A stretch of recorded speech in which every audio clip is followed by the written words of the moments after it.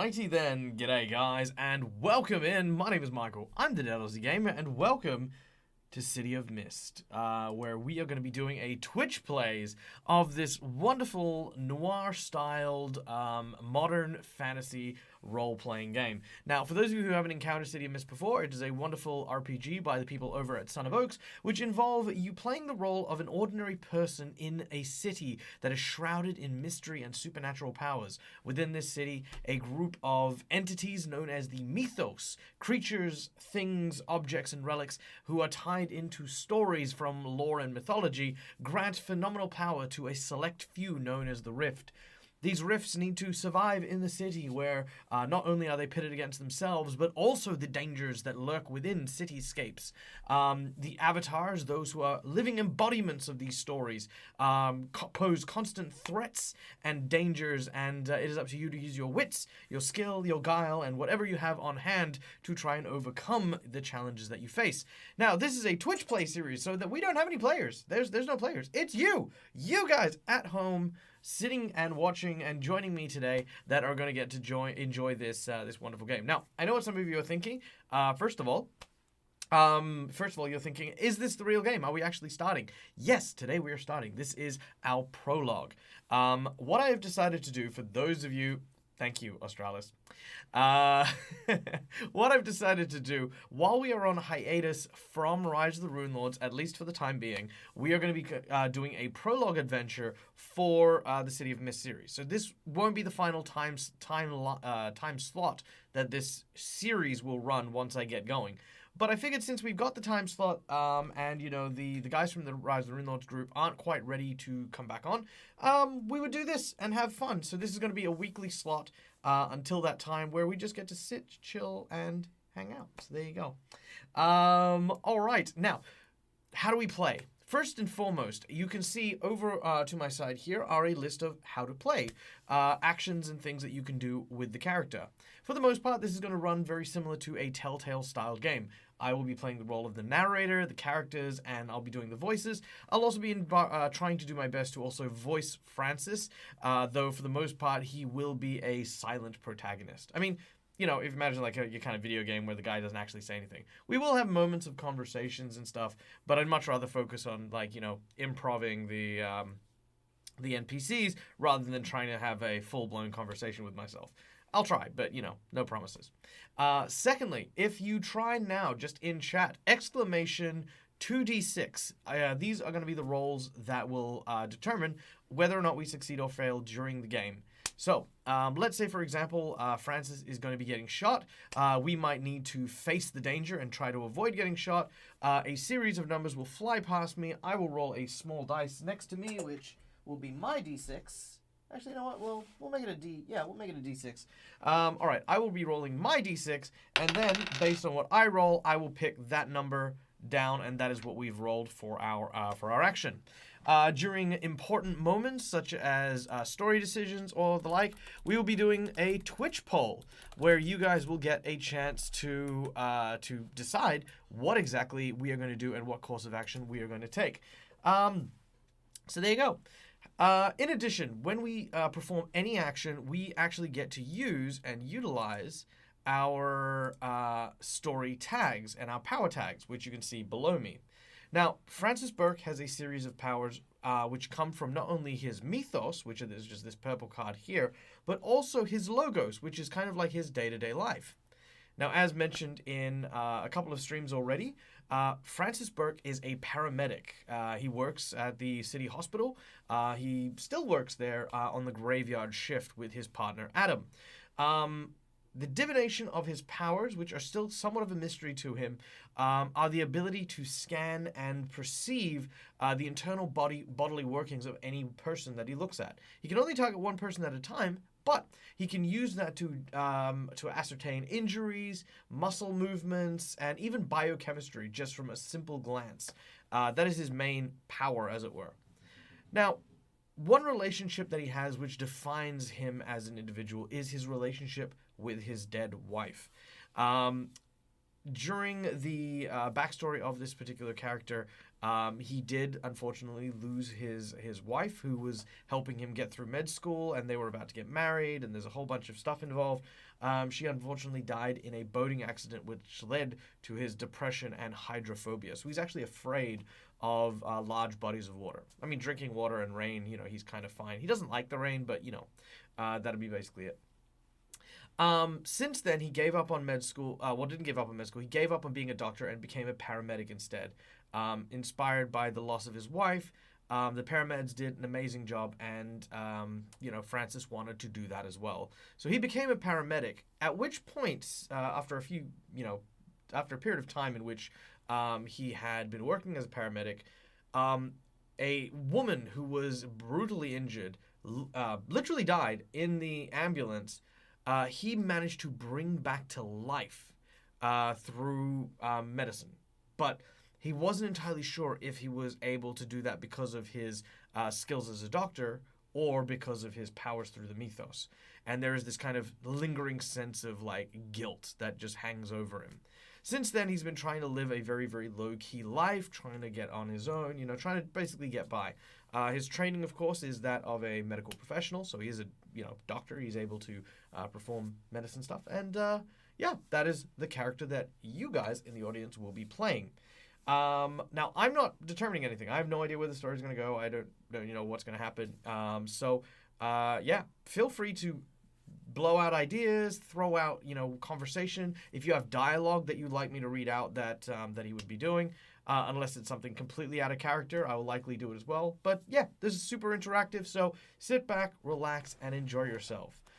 Before we kick off, let's give a quick shout out to our sponsors, Hero Forge, for the amazing artwork that you can see of Francis right there, as well as some of the other characters that we may encounter throughout today's session. A thank you to Sirenscape, of course, for the wonderful soundtrack that we will hear throughout the game. And lastly, thank you to Scott, who's here. By the way, guys, if you don't know, Hero 170 is the wonderful and amazing Scott Yule, who is the brilliant mind behind one of my favorite RPGs, Maximum Apocalypse. Still play it to this day, based on the very popular board game. It's good to see you, buddy. And prepare to do awesome stuff. Now, guys, if you feel as though there isn't enough interactivity here, then I've got some good news for you. All of the channel point stuff is still going to be kind of on hiatus unless it makes sense. So inspiration won't really translate. Divine healing might, So, channel points aside, we do have some ways for you to interact with the City of Mist game. City of Mist, you have $5 will give us a power-up, which will allow us to add a story tag to a challenge that we make. $10 will give a plot twist, where we draw a random plot twist or flashback card, and we play that immediately. $20 will give us juice, which we can use to remove story tags, to figure out more stuff, do some awesome things. Oh yeah, seriously, check out Maximum Apocalypse. It is a vibe. It's very cool. And I actually ran a game with some awesome folks as well over on How to Be a Great GM. So yeah, go check that out. And then for $50, the big old $50, you can spawn a unique encounter or danger that will obviously be, a hindrance or an obstacle for our hero to overcome. All right. Well, I think that that brings us up to speed. Without any further ado, let us begin.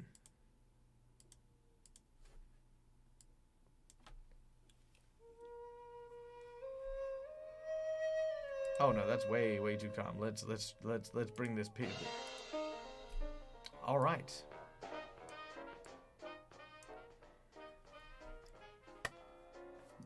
$1920s? Oh, come now.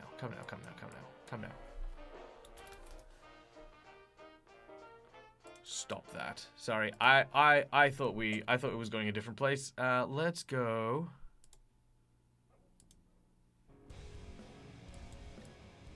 Oh, much better. Okay. Our story begins in a dry and dirty pub.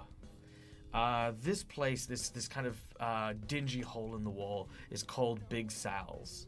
Now, Big Sal is a rather large and heavy-set individual. To most people, he kind of looks to be of like maybe Norwegian or Icelandic descent. Big, heavy-set dude with what looks to be a giant moose head mounted on the wall behind his bar.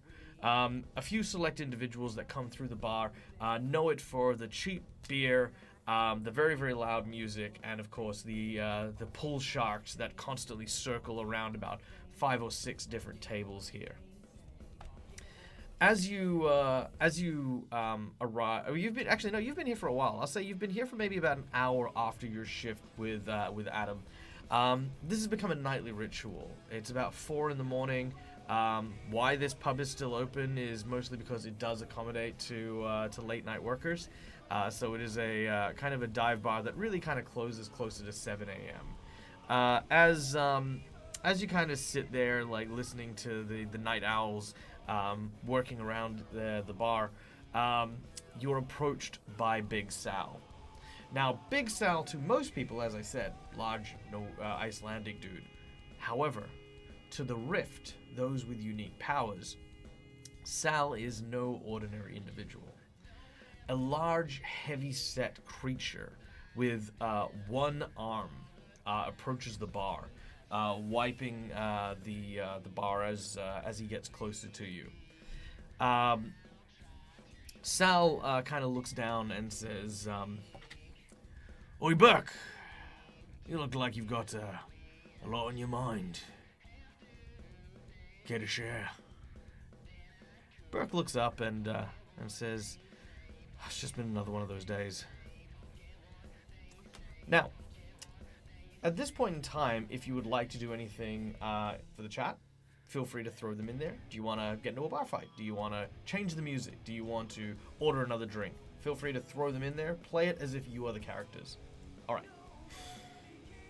Sal says, "Yeah, well, I heard that there was a pretty lady in here looking for a gentleman of your description." "Well, I'm anything but a gentleman, but a lady?" "Yeah, looked like some kind of journalist. Had those kind of long come hither looks. Not really the right place for her sort." No, I imagine not. Hey, could I get another one?" Sal kind of looks you up and down and tries to figure out if you're okay to get back home tonight. Let's go with a convince check from the audience. First check of the day to convince Sal that we're still good. We can have another drink. So exclamation mark 2d6 if you would, please. Oh, thank you so much, Scott, for the $10 dues. That means that we get a plot twist. Or if you want, you can give 2 power boosts. It's up to you. What would you like? Let me know as well. So everyone in chat, 2d6, and then whether or not you would like a power boost, or if you would like a plot twist.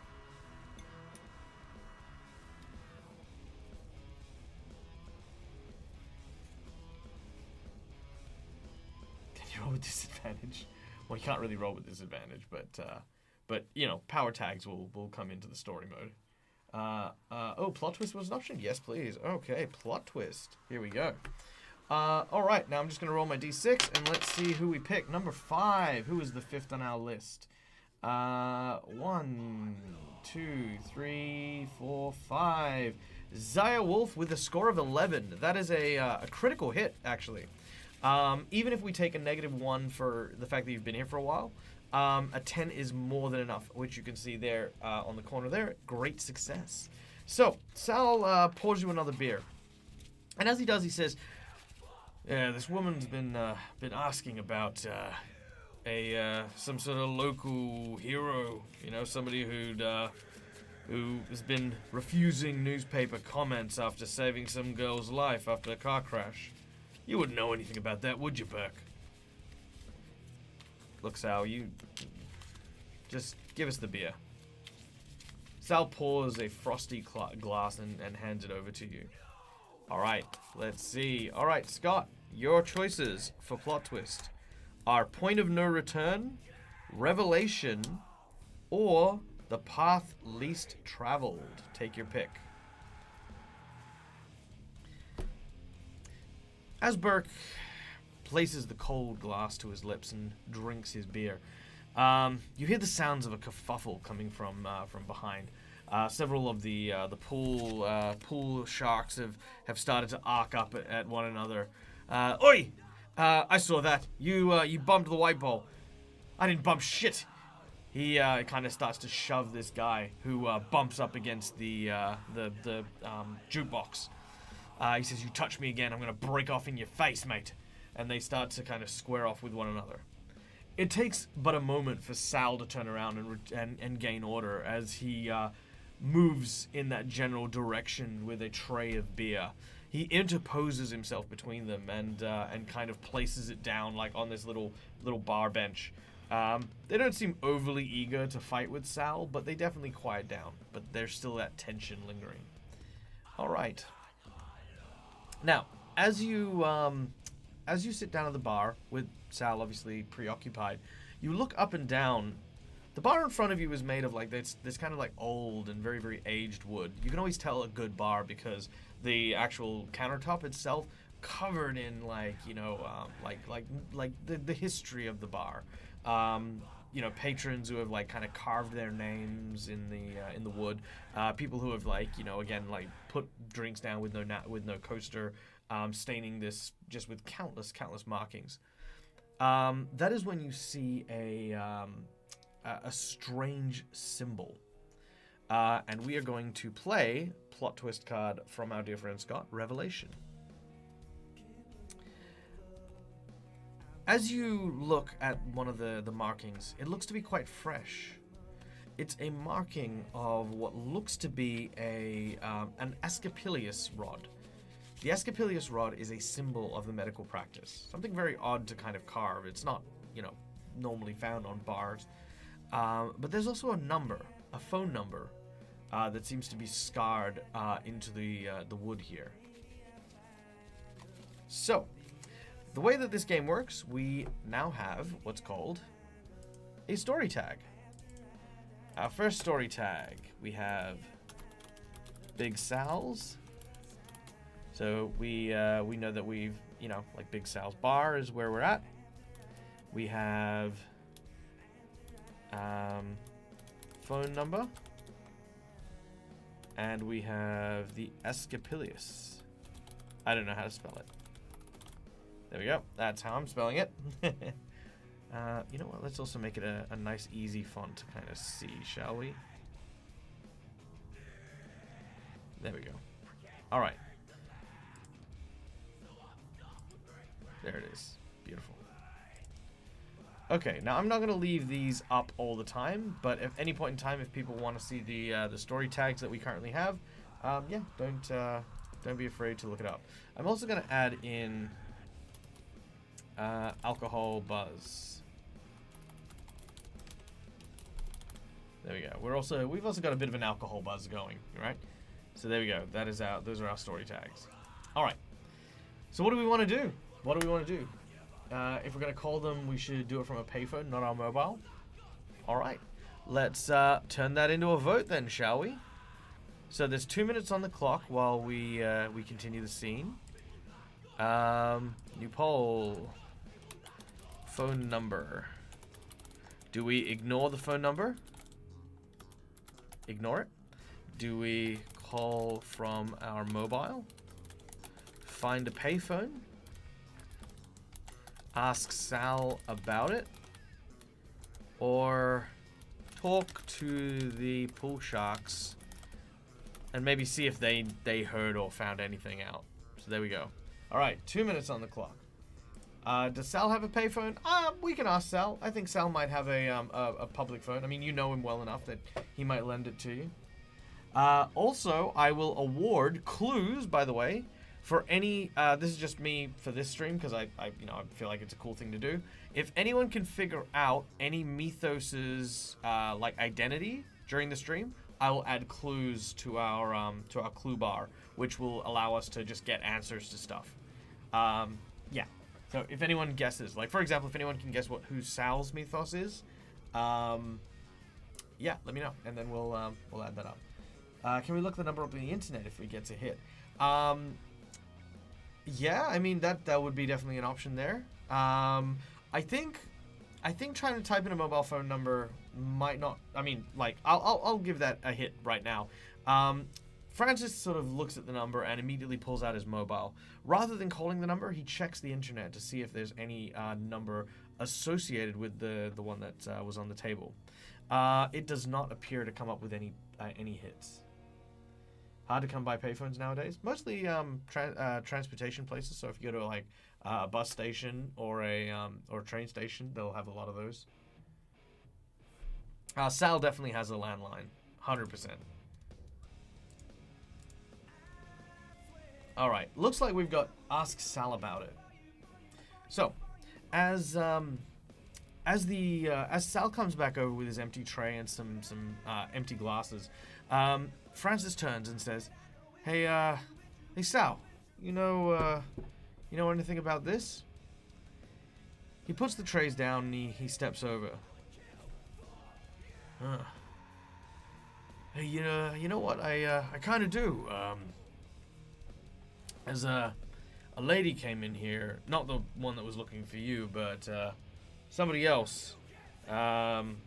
She was, I don't know, she was a bit stirred up, Didn't seem to know where she was. I told her that she might need to call the police or get herself somewhere that she can get checked out. I even asked if she wanted to use the phone. She scribbled that down. Think might have been a next of kin or something. But as soon as she wrote it down, she ran out of here fast. I didn't even get a chance to let her use the phone. Poor thing was, just strange. Didn't have a bag or anything on her. Brown hair, blue eyes. Yeah. Yeah, thanks, Sal. I think this will be my last one. Cash this up. Sal tallies up your tab. You pay your bill. You work as a paramedic. You make enough money to pay your bills. And yeah. Next up was the next thing on our list. So after we talked to Sal, find a payphone. All right. So you leave the bar, heading out into the city streets. It is nighttime, and the rain has recently subsided, but the floors on the street and the sort of walkways and pathways seem to be still like kind of sodden and wet. Even though it is the like really early hours of the morning, the city never sleeps. There's always kind of this this constant vibe of people moving in and around you as quickly as possible.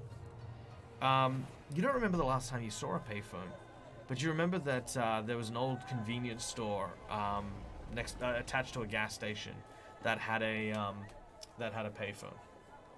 You make your way there, and as you make your way, you can see that there is a rather surly-looking gentleman walking in your direction. He bumps you in the shoulder and says, "Hey, watch it!" Yeah, sorry, Chief. Chief? Who you calling Chief, mate? The drunk seems to be barely able to look you in the eye. You eyeball him up and down. A fight in the streets at this time of day is not uncommon. But at the same time, you don't feel as though this guy's any particular threat. Alright. Poll is up. What do we do with this drunk? Do we fight him? Do we leave him alone and keep going? Or do we maybe try and help him?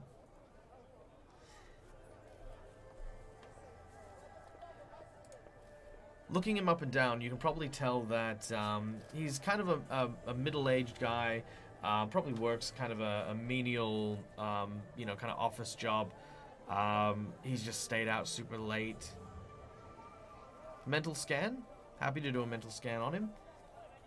we can do that for free. Let's go with an investigate check using our mental body scan. Could I get everyone to make us make a 2d6 check? So exclamation mark 2d6.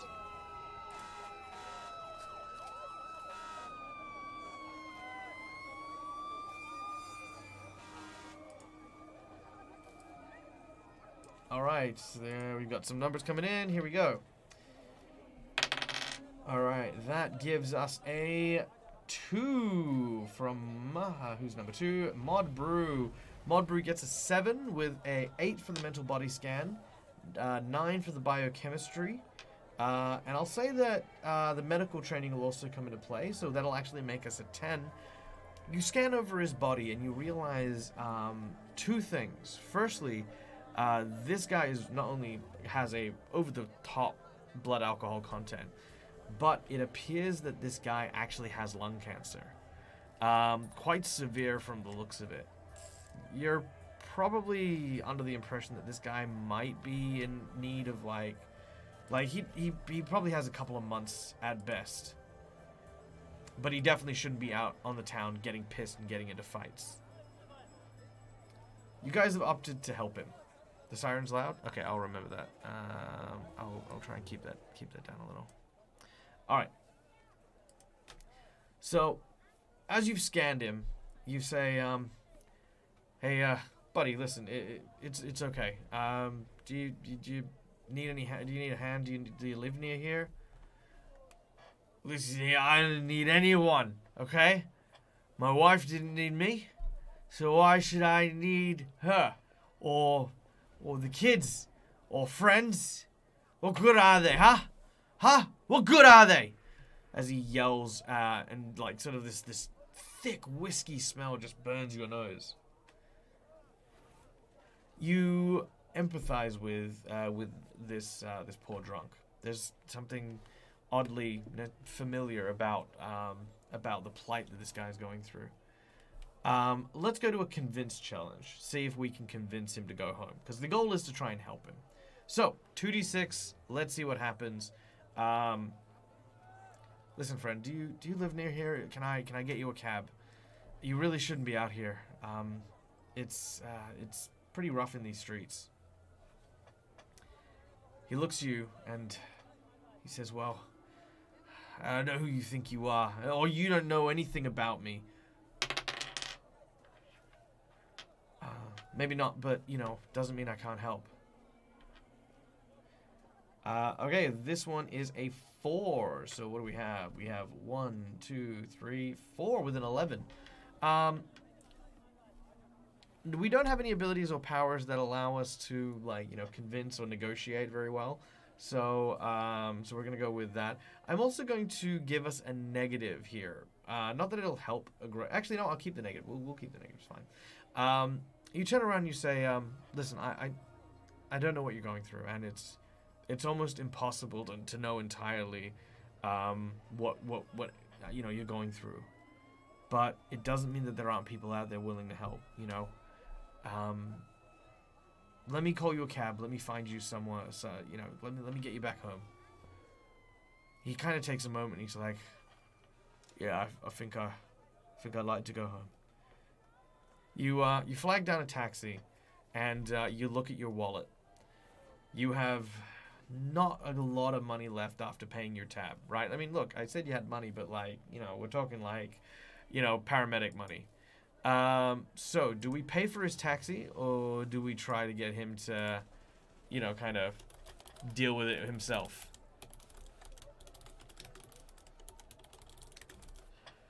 The guy himself smells like alcohol, and you're pretty, you're pretty certain he might not have any cash on him, just judging from the way he's dressed and he is. Bibro Bay, are we drunk too? We're buzzing. We got a bit of a buzz going on, but we're not drunk. We made our alcoholism, our pub, what do they call them? Barfly. We made our barfly challenge. How much money do we have? We've got about maybe $10 to our name right now. Roughly. Attempted to cast divine intervention on him. You could. All right. So what do we want to do? Do we want to help this guy out? Pay. It's a pretty close battle. I mean, don't forget to throw in your votes because that'll ultimately decide what Francis does.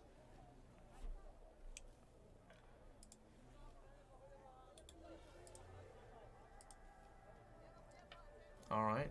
Got a couple of pays. Here we go. It's Anzac Day in 2 hours. Yes. If he's an ex-soldier, that's true. He could be an ex-soldier. Let's pay. Yeah, he's a veteran. All right. I don't think we should pay for his taxi because then we won't be able to afford a taxi for ourselves. Very true. It's very true. Can we get insight to see if he's served? Sure. Roll 2d6 to investigate. See if maybe this individual is someone that you might be able to even convince the taxi for charity as well. So, yeah, roll a 2d6 on that one. Where is that siren coming from? There we go. That's the one. There we go. Got it. All right, 2d6. That's an 8, an 8. All right. Let's get a few more in.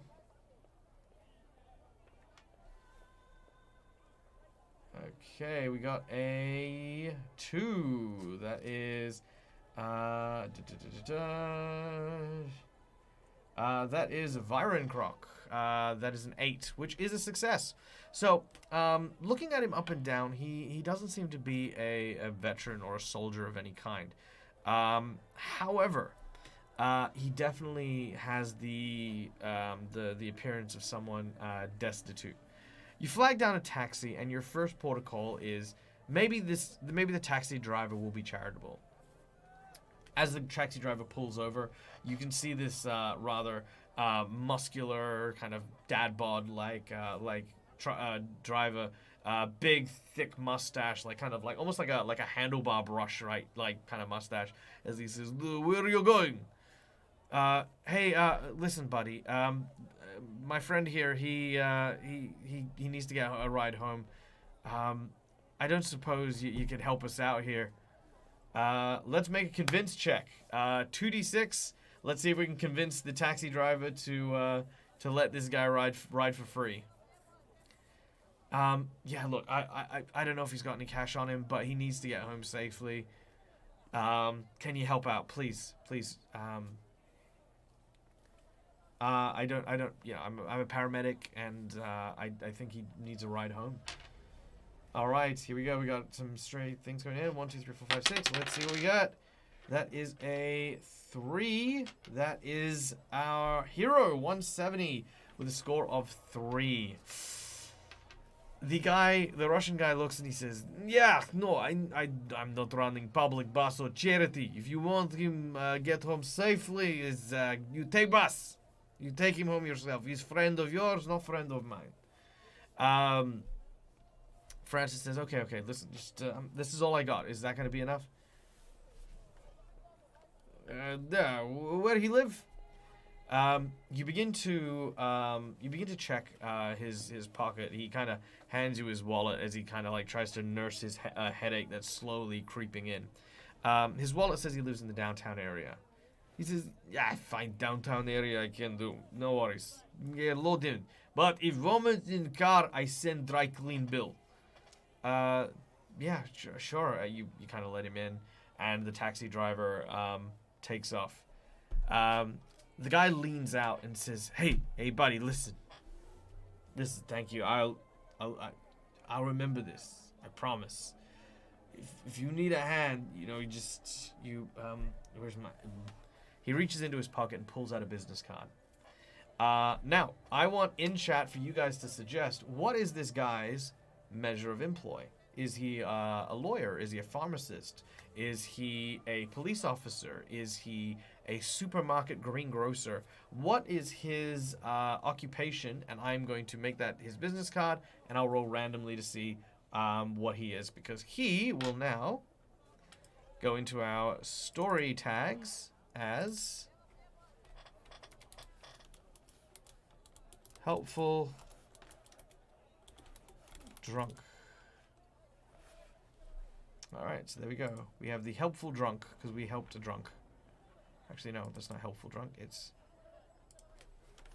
helped a drunk. All right, so we got a couple of things there. Taxidermist. If someone says YouTuber, I'm gonna lose it. Veterinarian. Okay, not bad, not bad. A couple of things there. Maybe he works in a place with a large amount of smoke. Yeah, that's true. That's true. All right, let's roll this up. Let's see what we get. Big Farmer Earl, they call him. Foreman of a metal worker. Okay, sweet. All right, here we go. Oh, that is a solid 1, 2, 3, 4, 5, 6, 7, 8, 9, 10. He is a math teacher.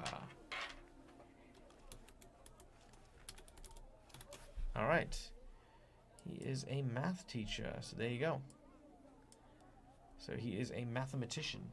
So it's basically Rob. Okay, cool. There we go. We got a new story tag.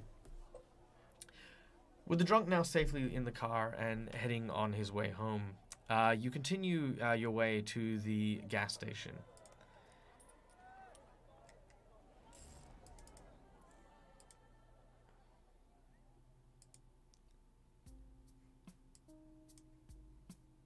Now, let's see over here. Beautiful.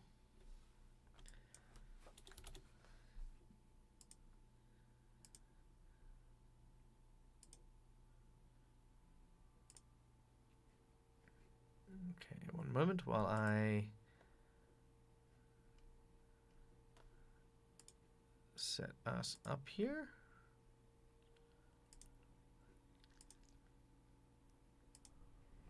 All right. We find ourselves at the gas station. As you arrive, a couple of cars have pulled in. They're kind of working the pumps. And you make your way to the front desk.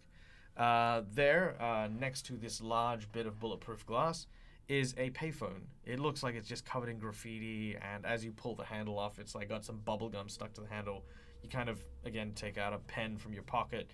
You pluck it off and begin to put what few coins you have in the machine. The phone begins to ring. Hello? Hi, yeah, this is I saw your number on a bar in the downtown area. Big Sal's? Who is this? My name's Francis.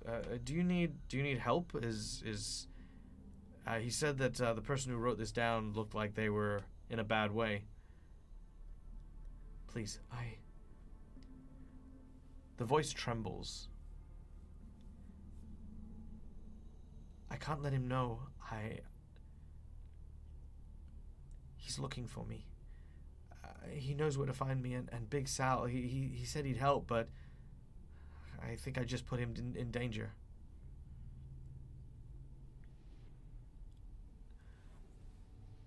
Listen, I'm a paramedic. Maybe there's something I can do to help. Where are you? Shh. Quiet. He's coming. Who's coming? I need everyone to make me an investigation check. 2d6, if we would be so kind. As you listen, straining your ears to hear, it is at this point you realize that the person on the other end of the line is talking from inside a cupboard or a small room of some kind. 1L6. Well done. Okay. Okay, here we go. 1, 2, 3, 4, 5. Zia Wolf coming in with the 11. All right. You hear three things. The first thing you hear is the sound of a train clattering very, very close to what you think can sound like the interior of an apartment complex. The second thing you hear is a flickering neon sign. You know that sound when neon's not quite catching? There's this buzzing and then this crackle and pop. You also hear the sound of footsteps. But the strangest thing about these footsteps is these appear to be like almost like rusted metal creaking as they move. Suddenly, the line goes dead. Damn. What have you gotten yourself into? This was supposed to be the end of your night, but it looks like your night's just beginning. The sun slowly begins to peek over the horizon as sunrise begins. Fuck. Okay, maybe your day's just starting then. Well, what do I do? You sort of lift up your arm and smell yourself. You haven't had a shower since before your shift. Maybe I should go home, get changed, have a shower, clean up, and have a fresh start. Look at this after a good night, after a good rest. But then again, that woman sounded like she needs my help, and who knows how long she might have. All right. What do we do? Investigate. Go home. Back to Sal's, because why not? Or, yeah, that's it. Yeah, so let's see. What do we do?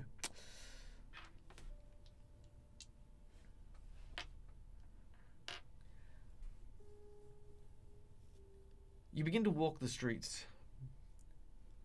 As you move past the gas station, you hear the sound of the city starting to wake up. The horns blaring from the city streets. The sound of you know, the shops kind of opening up.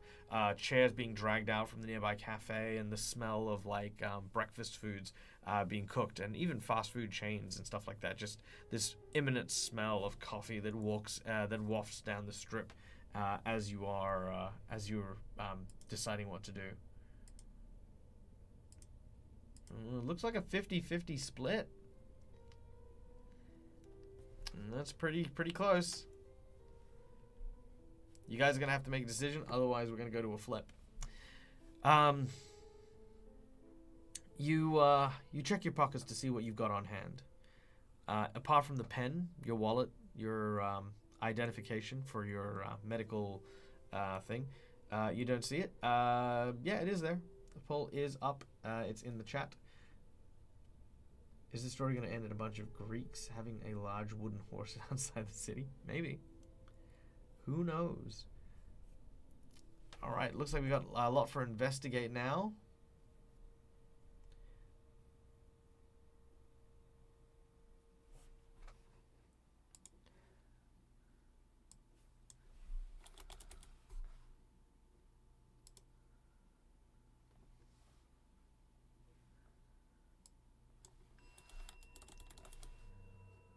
All right.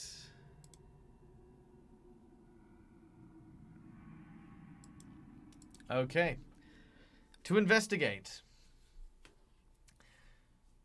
So, as you look like you're reaching a T-junction, to your left, the way home, to the right, further deeper into the city, you realize that you can't leave her here. You can't knowingly allow someone to go by without aid. You can't let this woman die.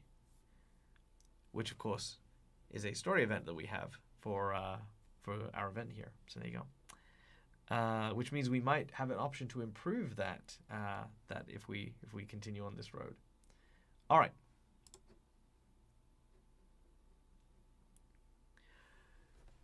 You think to yourself quietly, the railway. You remember the rails. There's a series of really run-down apartment complexes, borderline condemned buildings where people kind of pay to stay short-term in these series of flats. It's known as Dead Man's Row. You know this because your friend Adam told you about these places when he was in a band and trying to make his music career work out. He used to couch surf from seat to seat in Dead Man's Row. And he used to always complain about how the train itself would rattle the walls and shake them. That might be a good place to start, at least for now. You begin to move towards that area of the city. The further you get away from the downtown area into kind of the I wouldn't say slums, but kind of like the more like the blue collar districts. You start to notice that that the busyness seems to be replaced by a sense of urgency, people rushing to work or people leaving or vacating to go and begin their day. The fatigue begins to kind of set in as you yawn and rub your eyes. Whew, okay. You open your eyes and you can see the apartment complex in front of you. Standing out the front is, a couple of children kind of playing in the streets. Today is Saturday, so there is no school, but there's definitely a liveliness that's currently out the front of these buildings. The fake yawn got you. Nice. Yes, it was completely fake yawn. As you approach, you try and figure out which one of these houses, because it could be any of them. There are currently 3 apartment complexes here. So we have a number of options we have here that we can go through. We could talk to the children. We can find an adult, talk to the landlord, search the buildings, search the exterior, should I say, or sneak into the building. Okay, so all three complexes are connected to one another, but they have this kind of buzzed in gate. So if you want to get into the interior of these apartments, you have to obviously be buzzed in by having an apartment code. Because you don't have it, you can't get in. However, if you wait carefully or if you play your cards right, there are a number of things that you can do to try and break in. Also, hello, Lord of Cookies. I absolutely adore that name.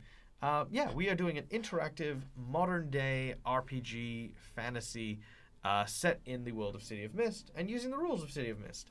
How to play is over there. The audience gets to participate by voting, which we currently have a vote right now.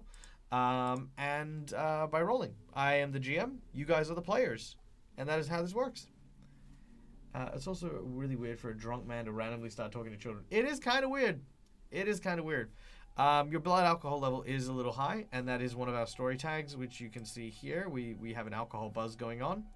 Oh, actually, that reminds me, I should also add in, we helped the drunk. We then phone call woman trapped, rusted man, rusted footsteps, apartment near trains. Okay, that's the information we have. So these are our story tags.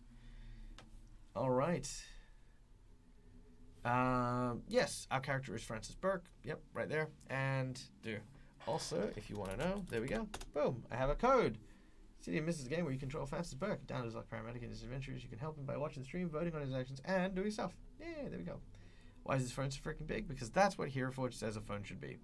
All right, we are talking to the children. There are 6 kids here, aged between 10 years old and 14, so reasonably young. They seem to be sort of hanging out on the it's a Galaxy 10. They seem to be hanging out on the steps. Some of them on skateboards, kind of moving, kind of sliding up and down, and stuff like that. All right, here we go. Others are just kind of sitting and just trying to stay, kind of stay active, doing kid stuff. As you approach, you reach forward and you say, "Hey kids, can I talk to you for a second?" Uh, hey, who's this geezer? Um, I don't know how to talk to kids. Why have I lost everything? Okay, here we go. So Francis goes, "Hey, I'm looking for someone, a friend of mine." Oh yeah, you're looking for a friend. And what's that? What kind of friend are you looking for? Friend of mine, woman, brown hair, blue eyes. Might have come through here last night. They look around.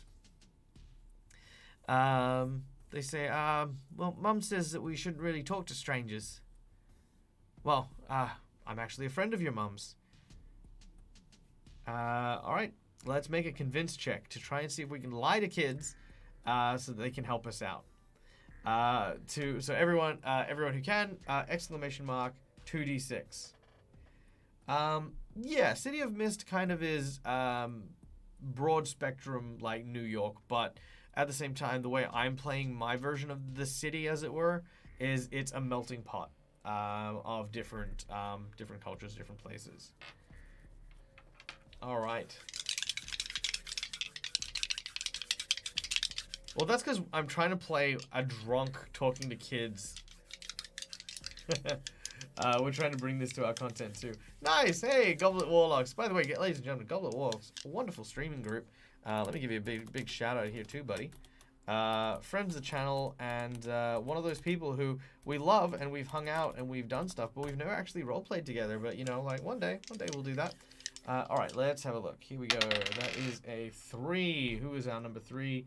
That is uno, dos, tres. That is number 9 for Corbever, with a 9. So, talking to the children and mentioning that you know their mother, they seem to be a little bit more acceptant to say. Yeah, no, you're talking about Dot. Dot.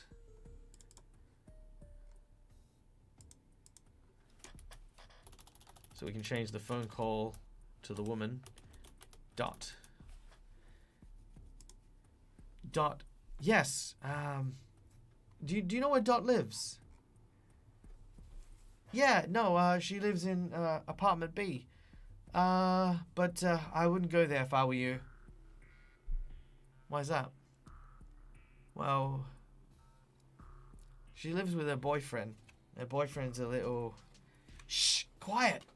She. One of the children elbow the kid that's talking to you in the ribs. You kind of look up and down. You begin to scan the little child's body. You see that his heart rate has started going up. Sweat's beginning to coalesce on his forehead. These are signs of like nervousness and fear.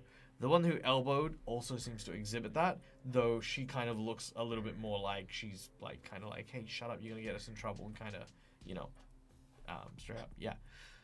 You thank them, and you begin to make your way towards apartment B. You stand before this 14-story apartment complex. This is the second in the 3 that was on the road, and you can see in front of you is this kind of glass door. There's a bunch of different phone numbers and not phone numbers. There are a bunch of different intercom buttons that are connected to every room that is in this apartment complex, and there are quite a few of them. And while the child could tell you that she's in this building, she couldn't tell you which room she was in. You look up and down at the keys. Let's make an investigate check. So could I get everyone to roll me another 2d6, and let's see what we can find out. You begin to scan through these names, trying to find if Dot happens to be one of them. As you go through, you see a ton of different names, but Dot, unfortunately, isn't one of the names on this. You think Dot might be a nickname that the kids call her. You look for all of the numbers, all of the names with the letter D, but then realize that most of these are just surnames, so they may not even have the right one that you're looking for. All right, let's see what we get. Okay. 1, 2, 2, 3, 4, 5, 6. All right. Mythical Turian with an 11. Wow. Okay. So, looking through the names as you go down, you find one that looks very strange. It looks strange because most of these names here are kind of like fully written out, and they have like the little paper sleeve. But one thing catches your eye. The name here is Nigma. Nigma is a pseudonym, right? It's not a real name, and that likely might have well, I mean, that might obviously be the person you're looking for. Maybe. What would you like to do in regards to this information? No worries. Bye, Petiola. She's the internet. Could be America. Yeah, she could be the internet. That's a good one. Maybe. A whole bunch of different things happening here. All right. What do you guys suggest? What do you guys think should happen here?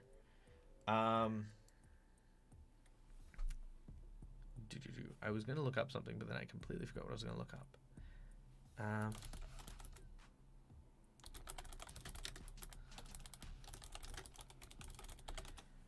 Okay. So, the number on the apartment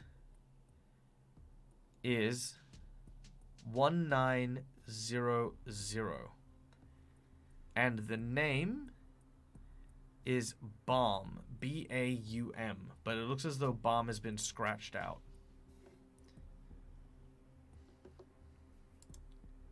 And I'll write that down.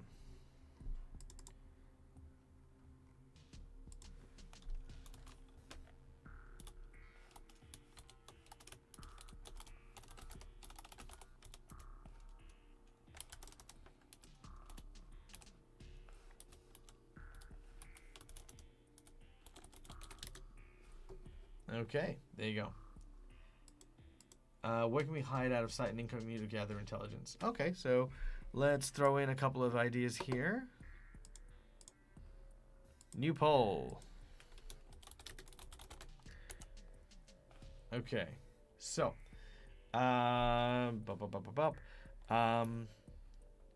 sneak in,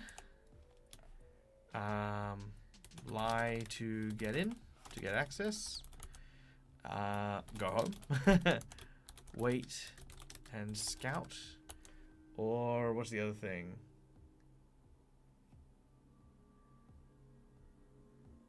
Yeah, you guys can share whatever knowledge you would like. Also, good morning, Smiley Fish. Welcome in.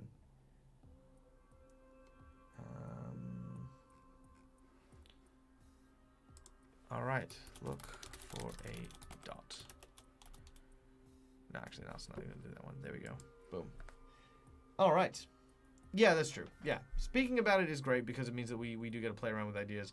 Acting on it is more like we'd have to, to sort of piece things together.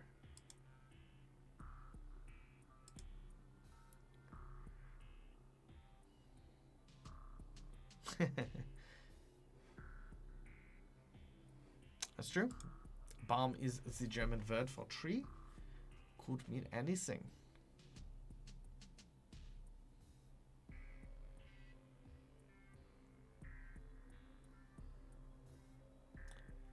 True.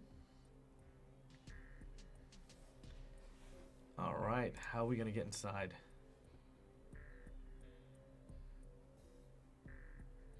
Wait and scout it out. Looks like there's a lot of choices to wait and scout. Okay.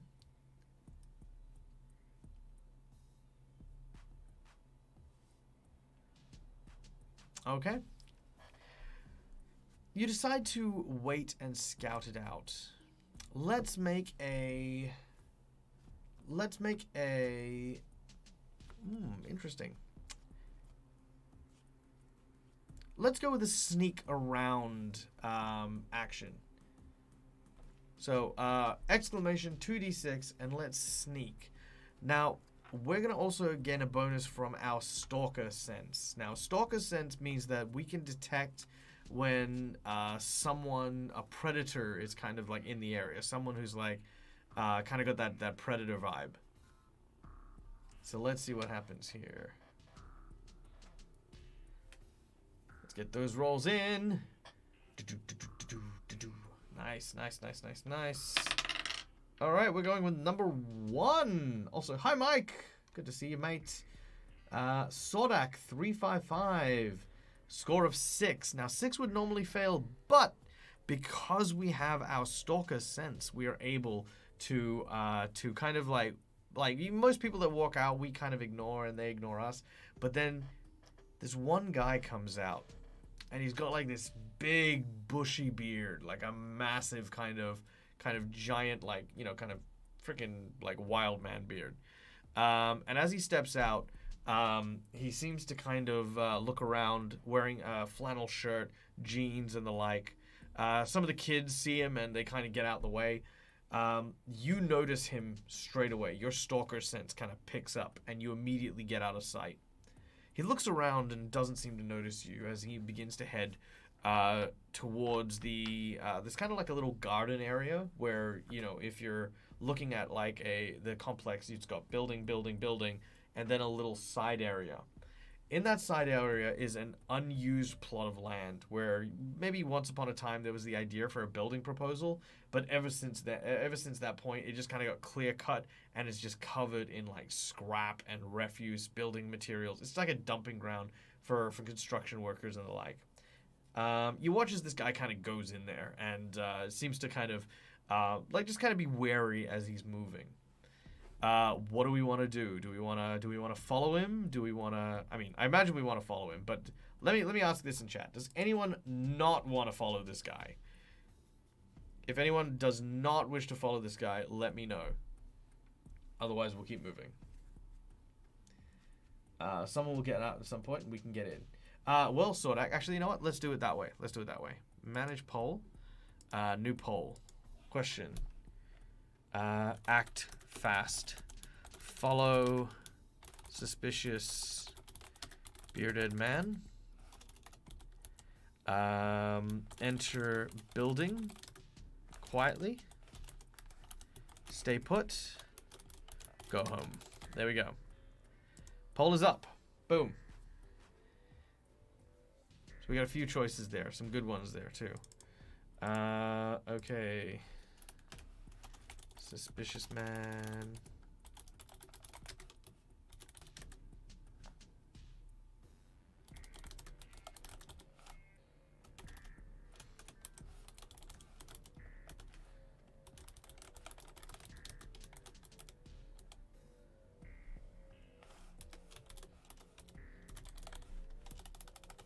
Unused construction site. There we go. All right, let's make that a bit smaller. There we go. Sorry, this is getting really tiny to read, but you know, we're picking up a few story tags for today, so that's kind of cool. All right. Oh, okay. Looks like a lot of people want to enter the building. Okay.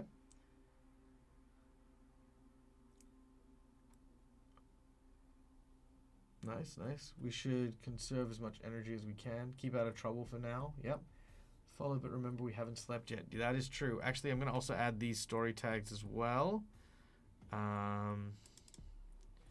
So in addition to an alcoholic buzz, tired, well, let's just call it lack of sleep. There we go. We are also tired. Broke. We have no money. We have less than $1 left to our name. All right, there we go. Keeping up with the investigation, entering the building quietly. Okay, so I'm going to get the audience to make us a sneak around check. So as this bearded guy comes out, he doesn't bother to kind of close the door before he moves. He's one of these like really aggressive individuals. So he throws the door open and then walks off. You're going to use that opportunity to try and sneak in behind him. So this is where your stealth rolls come in. Now, unfortunately, I'm going to give us some penalties here. We are drunk, and we have had a lack of sleep. So we're going to have a -2 on this check to try and sneak in. So let's see what happens here. We got 1, 2, 3, 4, 5, 6. Oh, okay. Looks like we're going to need a 6. Let's see what happens. That is a 1. So Laura Bones with a 7. Now, 7 would normally have done it.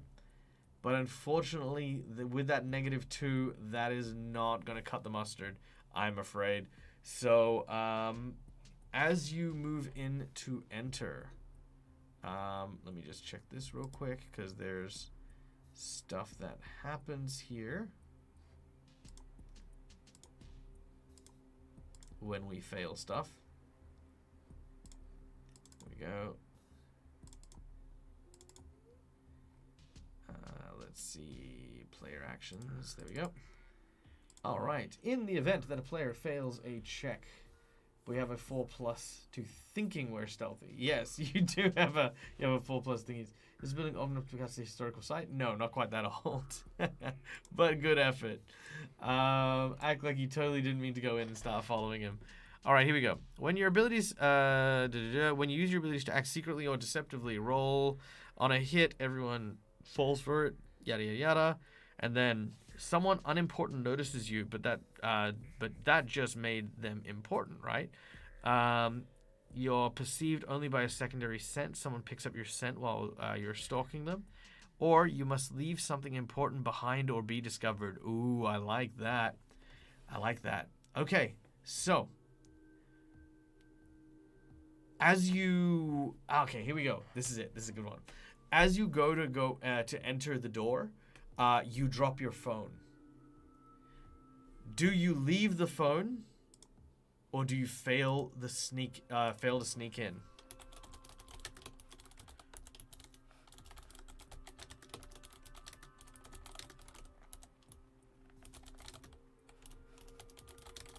All right. Do you want to retrieve your phone, or do you want to leave it outside?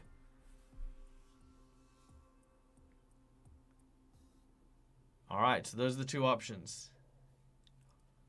Do you want to leave your phone where it lies? Because it's just, basically it's just as you got up, it fell out of your pocket, which has made a noise, and you're trying to get in before he turns around and tries to see what that noise is. Failed to sneak. Francis can't live without his phone. Guys, look. I love how so many of you are like, no, we can't leave our phones behind, guys. This is like 2022. We cannot live without our phones. I want more and more to go home. All right, it's a pretty close battle. Pretty close battle. We got 3 for retrieving the phone and 3 for leaving the phone and getting in. Let's go. What are we gonna do, guys? Are we gonna sneak in, or are we gonna try and work this out? Ooh, it's a good back and forth. It's a good back and forth. Also, do not forget, guys, that if you would like to, you can also help store us up with power boosts, clues, and juice. We're broke. We can't afford a new phone. No, we cannot afford a new phone. Okay, looks like the votes are coming to an end. Last chance for anyone to get their votes in as to whether or not we break into the house or break into the complex. Here we go. Can I say the timer is just adding so much tension to me right now? Like, I'm just like, oh, what's gonna happen? Is someone gonna come in and snipe the last votes? All right, looks like we're going to retrieve the phone and get locked out. Okay, so the door opens and starts to close, but as soon as it does, you leap to your feet to try and get in. As you do so, the phone falls out of your pocket and clatters to the ground. The big guy kind of moves and stops, turns to face you. The door slams shortly after, and as he looks, Francis picks up his phone. Screen's not cracked. He looks over and kind of like very friendly, kind of like, smile like, oh, thank God, right. I mean, am I right? You just drop your phone. It's just, what was I thinking? And the big guy kind of just like, he doesn't snarl. He just kind of looks at him like with just this kind of thick expression and moves on and carries. All right. With little recourse to get into the building, at least not immediately, you begin to follow the large man. You make your way moving from cover to cover as he makes his way into that construction yard. As he enters, you watch as he makes his way to the far end, where there's a small demountable, where it's almost like a foreman's office or something. It's just kind of off to the side. He climbs some stairs and looks around before taking out a set of keys and unlocking the door. He then enters the tiny little cabin and disappears. All right, so what do we want to do? Do we want to follow him in, try to get close enough to listen? Do we want to in pursuit? That's what I'm going to call this one. Get close enough to hear. There are windows. Yes, there are 2 windows next to the door of the caravan, and there's another window on the back side as well.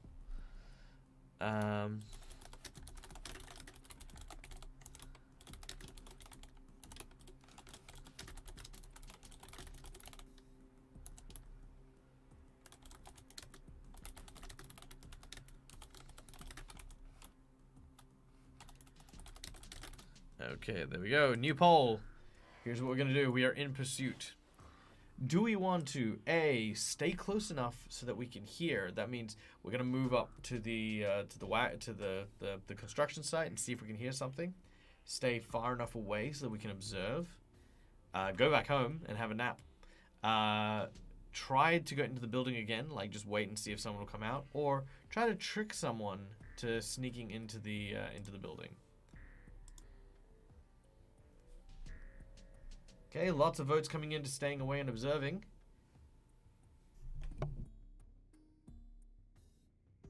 Looks like that might be the clear winner. All right. All right. At the edge of the construction yard, you begin to look, and as you do, you watch to see what goes through. After about maybe 10 to 15 minutes, nothing seems to happen in the caravan. How immediate did the threat for the woman seem? Not really. Sorry. I would say, okay. I would say immediate enough, right? Like, she was definitely hiding or concealed in some sort of way. She was definitely in danger. How much danger was very difficult to tell. All right. All of a sudden, from behind you, there's a tap on your shoulder. It is a police officer. The police officer is dressed in a beat cop outfit, kind of a large kind of beard, the police officer hat, carries a gun on his hip. You could see that not too far away, some of the children have sort of gathered around 1 or 2 adults who have kind of pieced together, thanks to the kids, like, hey, this guy, he's been hanging around here for a little while. The cop approaches and says, hey, can I help you, sir? There's been a few complaints about you loitering in this area. Francis turns and says, I've just been trying to reach a friend. She's, you see, we need to come up with a convincing lie. So, what are we gonna do? Are we gonna tell this guy the truth? Are we gonna lie to him? Are we going to figure out? We're gonna punch him and run away? I mean, who knows? Lie.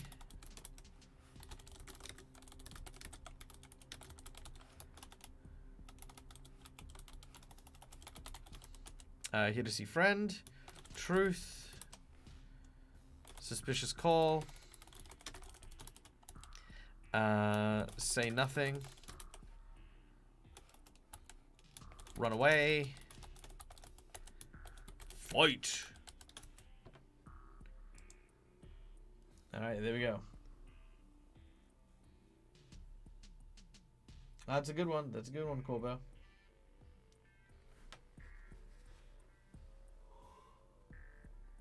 What's the reason we didn't call the police to begin with?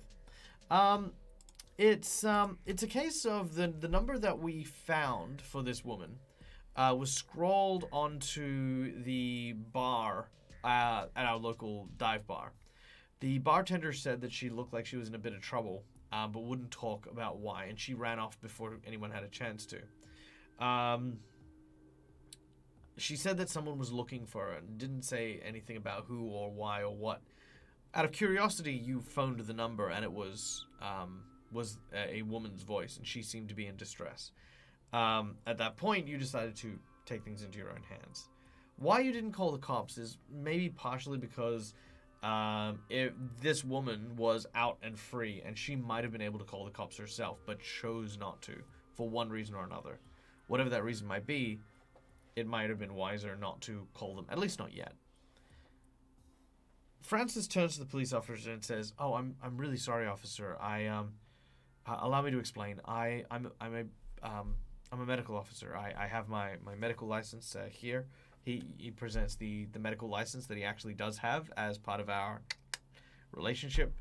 You see, one of my patients is a high risk suicide watch, and we didn't receive a call from her this morning to check in.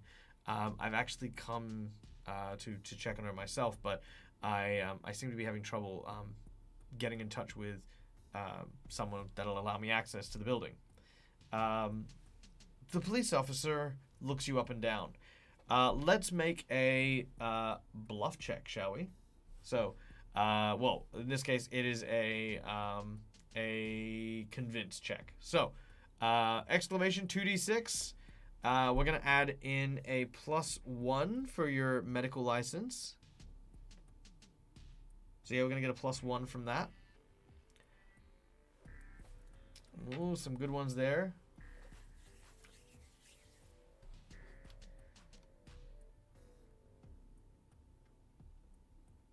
Okay, there's some pretty good ones. Oops, I should start rolling. Maybe. Okay, here we go. All right, where are we at? 1, 2, 3, 4, 5, 6, 7. 7 is McBluff with an 11, which goes to a 12, which is dynamite. And he kind of says to you,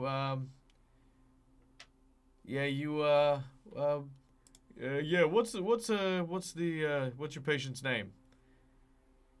I'm afraid I can't tell you. It's a kind of patient confidentiality. I could have told you her name, but not her condition, or I could tell her condition but not your name, but not both. I do know that she is in apartment B in room 1900. He looks you up and down and he says, "Okay, well, I'm gonna come with you and check this out for myself. Stay right here."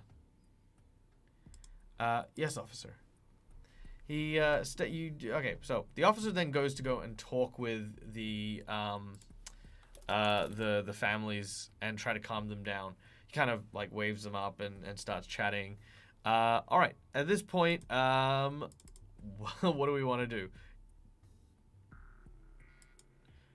Do we want to do we want to stay here? Do we want to fight? Do we want to run? Do we want to go with the cop? I mean, what is the game plan? Let's do a vote real quick. New poll. Go in with cop. Stay put. Run away. Guns blazing. Go home. Go home is always an option. Don't. Sorry. Smooth criminal. It got to me.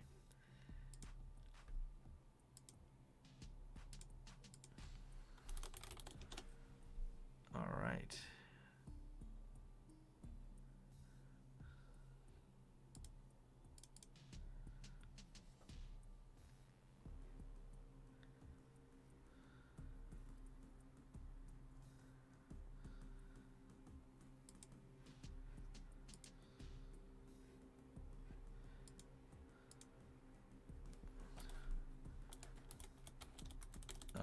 right, there we go. We got a couple of votes in. Looking pretty solid. That everyone wants to go in with the cop.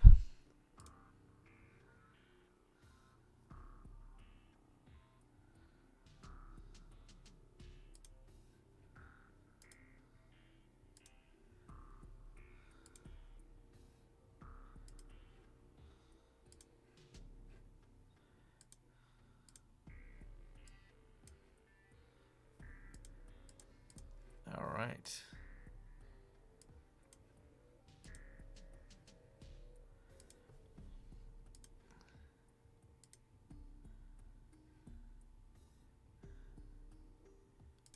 All right, let me just get this real quick.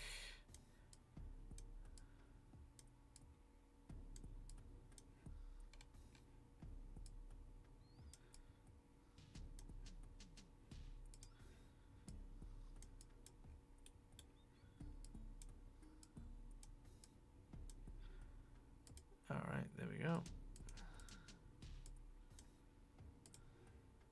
And here, apologies, don't worry, it won't take me long. There.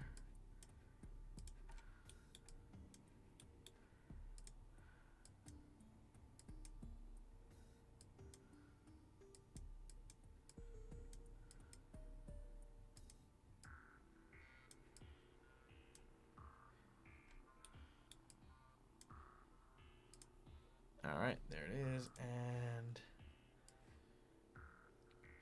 here we go.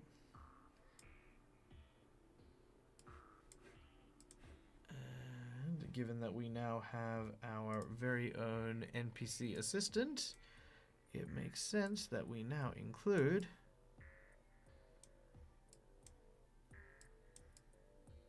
our NPC police officer. There he is. Look at that. Beautiful.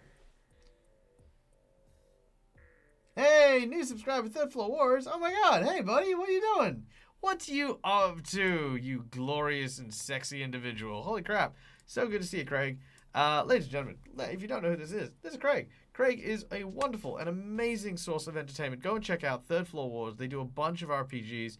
And also, the man knows more about Through the Breach and Malifaux than, I mean, honestly, he's probably forgotten more about this stuff than I've ever known. Wonderful person. Yeah, go check out his content. Welcome in. And thank you for gifting a sub to Bramble Bushbrook. There you go. Okay. Also, I need a name for the cop, and I feel like Craig is gonna be now it. So there we go. We're gonna just very surreptitiously name this guy City of Mist Officer Craig. There we go. Done.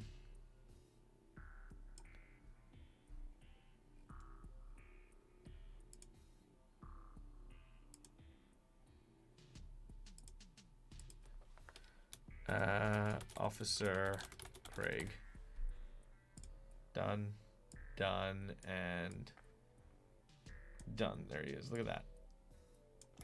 In honor of you, my friend. Boom. All right. So. Police. I like that one. His name is Craig Craigson. Yes. Okay, so Officer Craig says, all right, now listen, I've had a word with the homeowners that live here, and I'm gonna escort you up to the number. Now, understand that if your story doesn't check out, then you're gonna be in a world of trouble, mister. Yeah, no, I understand, officer. Yeah, it's just over here. Francis walks over, and as he does so, the police officer is waiting for a woman who comes over and buzzes the both of you in. The police officer invites Francis to walk in front, and sure enough, he does, heading up to the elevator and obviously pushing the 9th floor. As the floor begins to move upwards and make its way up, the officer seems to kind of look you up and down and kind of feels kind of feels a bit suspicious about you. You don't dress like a doctor, and it'd be very unusual for a doctor to be making house calls like of this nature, you know. Especially for someone who's a suicide risk. You know, normally there's like a second person. You know, there's a couple of people involved. There'd be an ambulance maybe on hand just in case. A lot of things don't check out, so he's kind of suspicious. The door dings as it arrives on the 9th floor. There, you begin to search for room 19. As you make your way over to the room, you can see that it's got 1900 written on the top of it. The officer pushes you aside and bangs on the door. Hello? Police. We've, well, how would they even go about this discussion? It'd be like, hello, sorry to disturb, police, I was hoping that we could have a word. There is no response from inside. Hello, police, we, need to come in. We're looking for, I have with me Mr. Dr. Burke. Dr. Burke with me? Again, no answer. Officer, I hope you understand. This is a serious matter.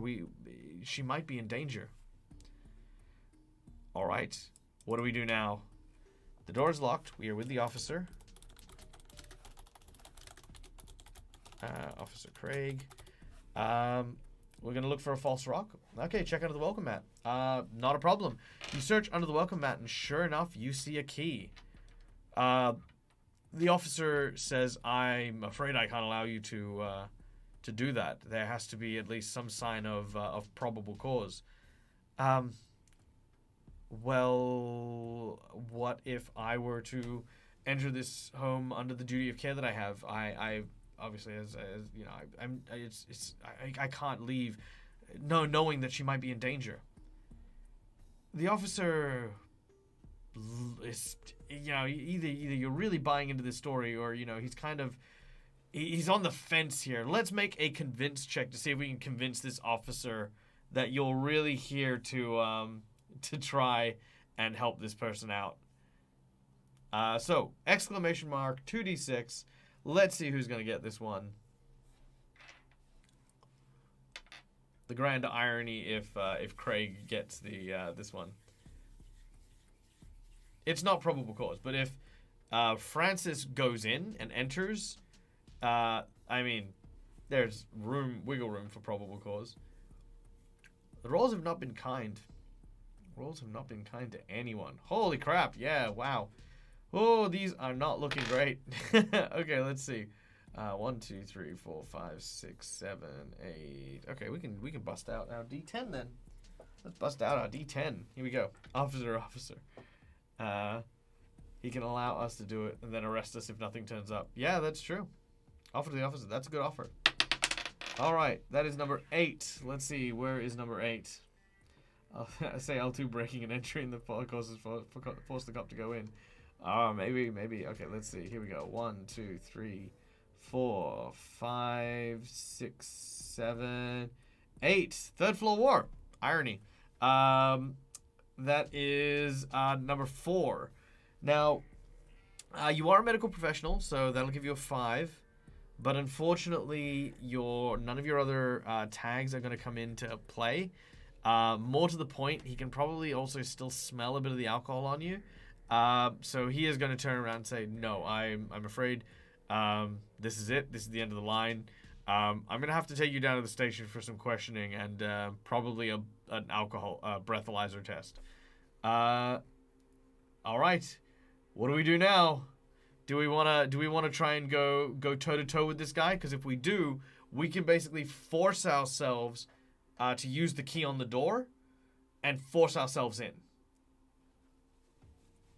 Fake putting back the key under the rug. Okay, that's a good one. Let's do a new poll here. Officer investigation. All right. Do we pretend to put the key back?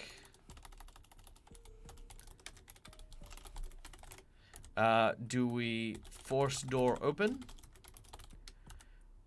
Do we fight Officer Craig? Do we comply and go in? Or do we flee the scene? There we go. Alright, what do we do? I'll be right back. I've lost my drink and I need it very, very badly. Alright. Try trigger bacon this thing. Okay, there you go. Go home. It's always the go home option. There you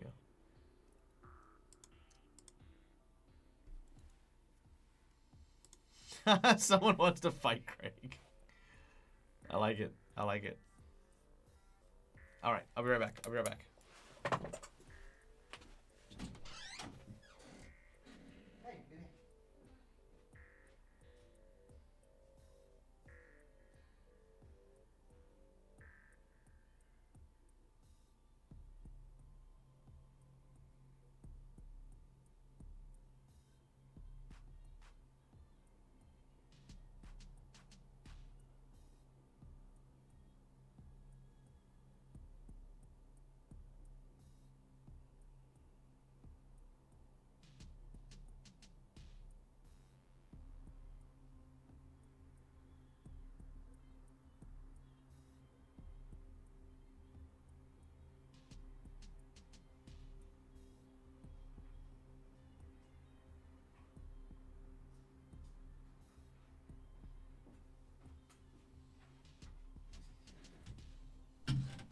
Should get a hydrate button on my channel. Put the key back and comply and go in. Okay.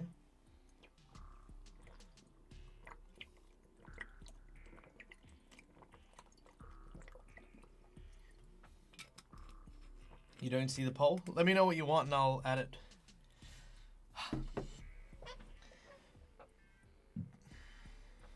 Don't seem to be able to vote. Yeah. Just let me know what you would like and I'll add it to the vote.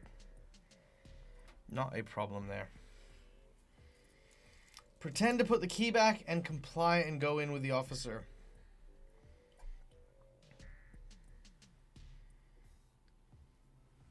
Force the door open. So that's one for force the door open. Mike, what did you want to vote for?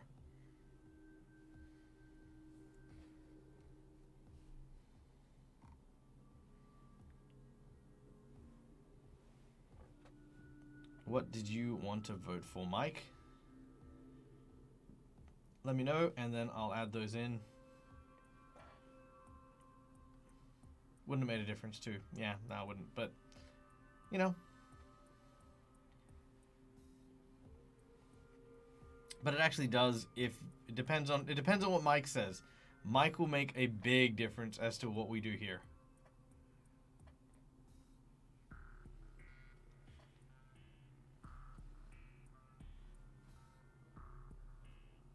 All right, I think we'll have to go without getting Mike's vote, sadly.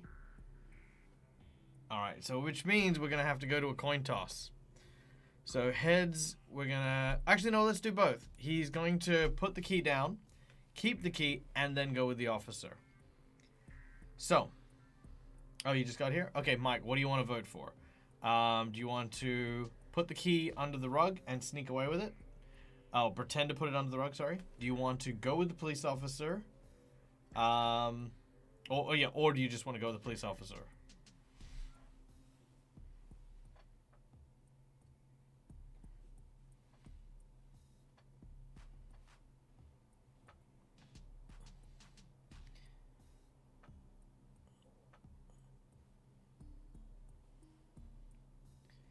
Would there be a sleight of hand check? Yes, there is going to be a sleight of hand check.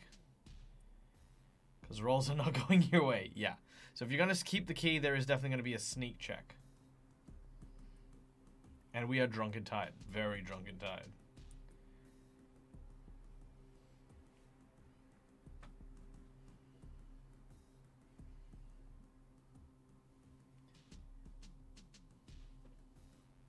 What do you want to vote for, Mike? Throw it out there. You're the tiebreaker.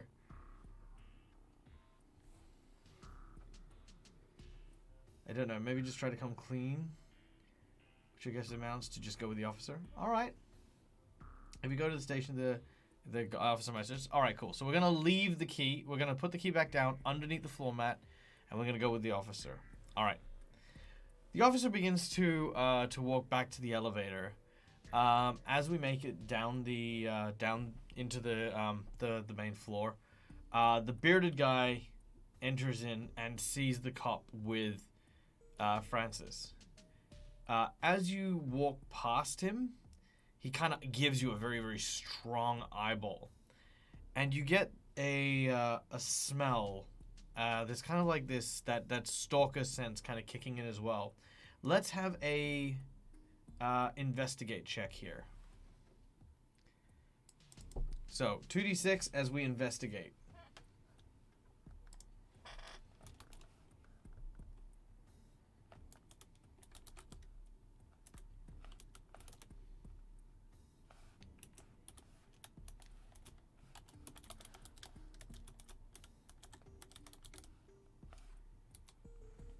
All right, here we go.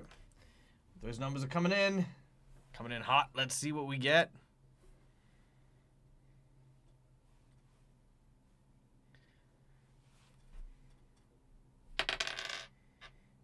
All right, looks like this one will be a D4 then. Oh no, we're getting back to the D6. Yep, let's do it. All right, here we go. All right, that is 1, 2, 3. That is Corbover with a 10. Unfortunately, we do have a -2 because we're kind of drunk and things are a bit skewed, but that's still enough to make it. You get the scent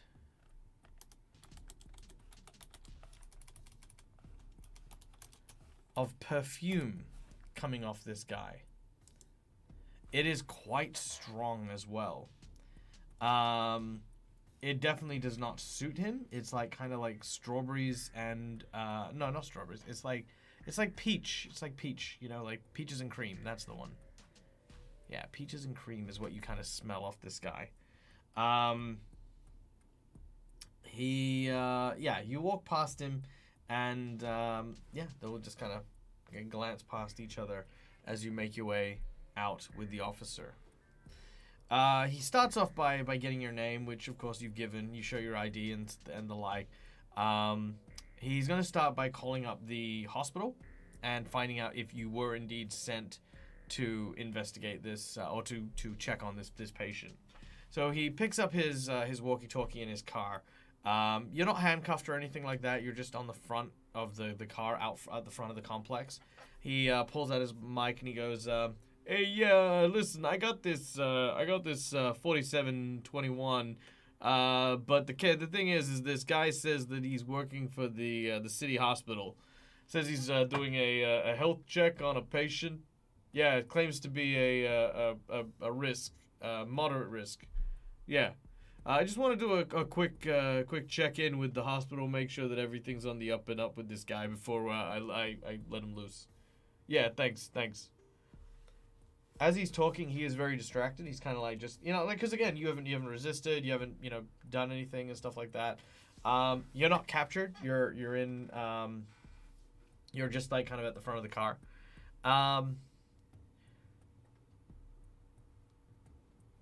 Now, there are a number of actions you could do here, I guess.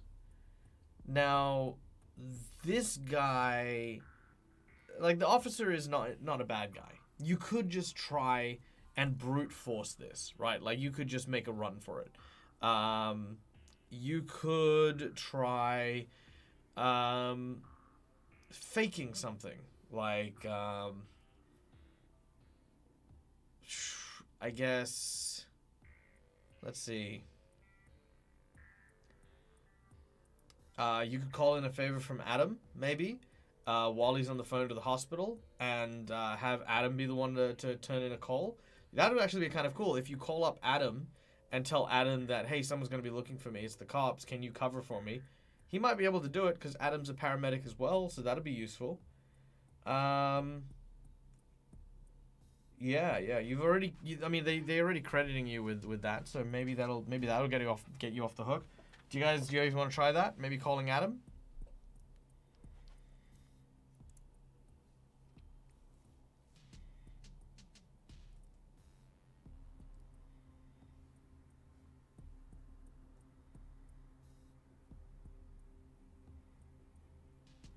What do you reckon? Text Adam, be more discreet. Okay. Reaching into your pocket, you pull out your phone. You then, underneath your jacket, start to text Adam. Adam, this is Francis. No, he knows who it is. What am I saying? Adam, need help. Police looking for me. Cover for me. Meanwhile, back in the hospital, there's a phone call that goes to the nurse's desk. Hello, City Hospital. How may I help? Oh, yes. Yes, we do have a Francis Burke working. What do you want? Hey, give me the phone. It's like, yeah, no, we do. What? It's like, yeah, I've got this. Okay. Apologies. One moment. All of a sudden, Adam takes up the phone. Yes. Yes. This is Dr. Adams. Dr. Stephen Adams. Mr. Burke was indeed, does indeed work here. Yes, no, Mr. Adams, Dr. Adams. Yes, no, Mr. Burke has, Dr. Burke, sorry, has claimed that he is here to see a patient, in the, Dead Man's Alley, apartment complex. Yes, he was sent there by the hospital on official hospital business to administer treatment. Administer treatment. He said he was doing a check-in for an at-risk person from the mental wards. Yes, that's what I mean. Administering treatment by being there for this person and who. Was as at risk, and we wanted to reduce that risk by sending our friend, by sending Dr. Burke. Yeah, okay.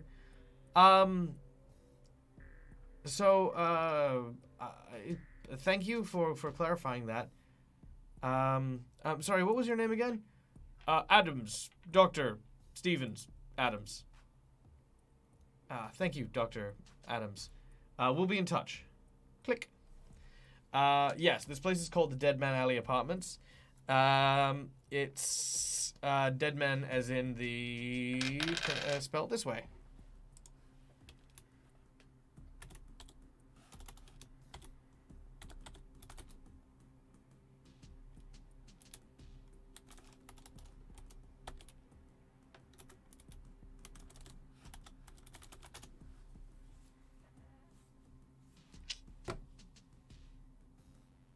Yep, it's run by an Armenian individual. So, as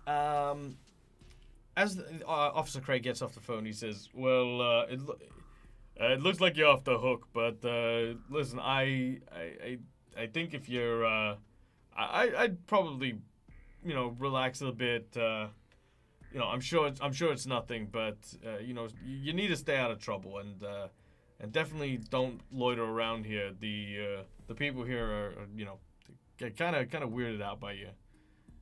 Yeah, I'm sorry. I get that a little bit. I kind of forget, when I'm concerned in saving people's lives about what people think of me. I'm sorry? The alcohol suddenly rushes to your head and you're like, oh, no, sorry. Never mind. Yeah, well, you have a good day, Doctor. He looks around and he then kind of looks at you again before getting into his squad car and leaving. All right. And he drives off. Okay. Next up, what do we want to do? Looking back in the apartments, it looks like it's not going to be any easier to get in. But what do we do?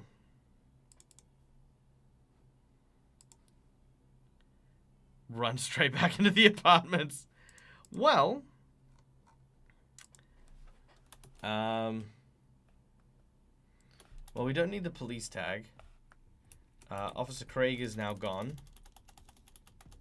There is still the construction site to look at. We know where there's a key.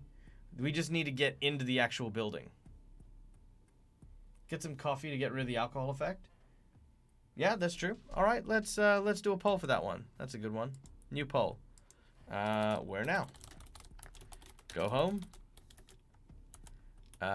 Get coffee. Break in through fire escapes. Sneak in front. Check out construction area now that he's not there.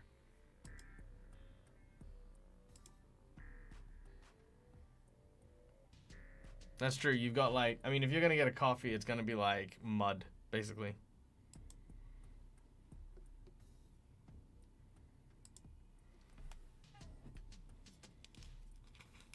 All right.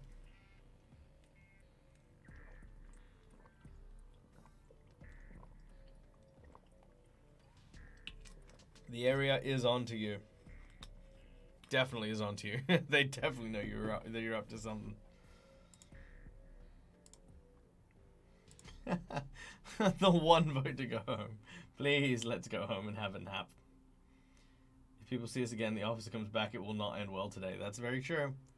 We can go back at night to Dead Man's Alley. It's true. You can go back at night.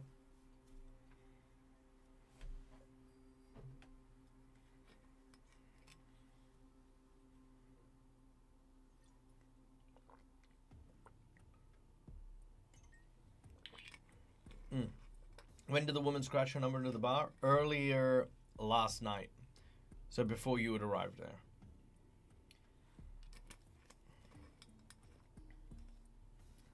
Alright, we gotta go home. We gotta check it out.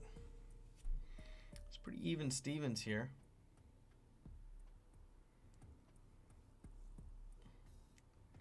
It's not safe to hang around. Come back later. Yeah, okay. Alright, looks like we've pushed into the go home phase. Alright. So, the next bit here is we will enter a montage. Okay. Whenever your character has some downtime, you can work the case, prepare for your next activity, tell everyone at the table how you're preparing, choose to recover all your burnt power tags, or gain 3 juice with a method based on your description. So because we're resting, what we're going to be doing is we're going to be burning 3 tags. We're going to be burning up to 3 tags. So we are going to burn the alcohol buzz, so we are no longer drunk. We're going to burn our lack of sleep, so we don't have that. We can burn the money problem if we look around the house. Maybe there's some extra cash lying around. So roll 2d6 for us, and let's see if we can find some cash at our house while we're at home. Should have asked the policeman for a lift. Yeah, that's true. That's true. It's not too difficult to get home. So Francis Burke leaves the apartment complex.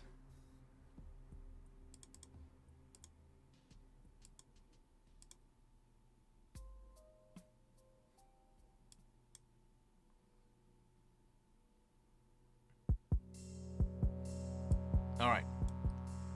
Nice. Let's see what we get. That is a...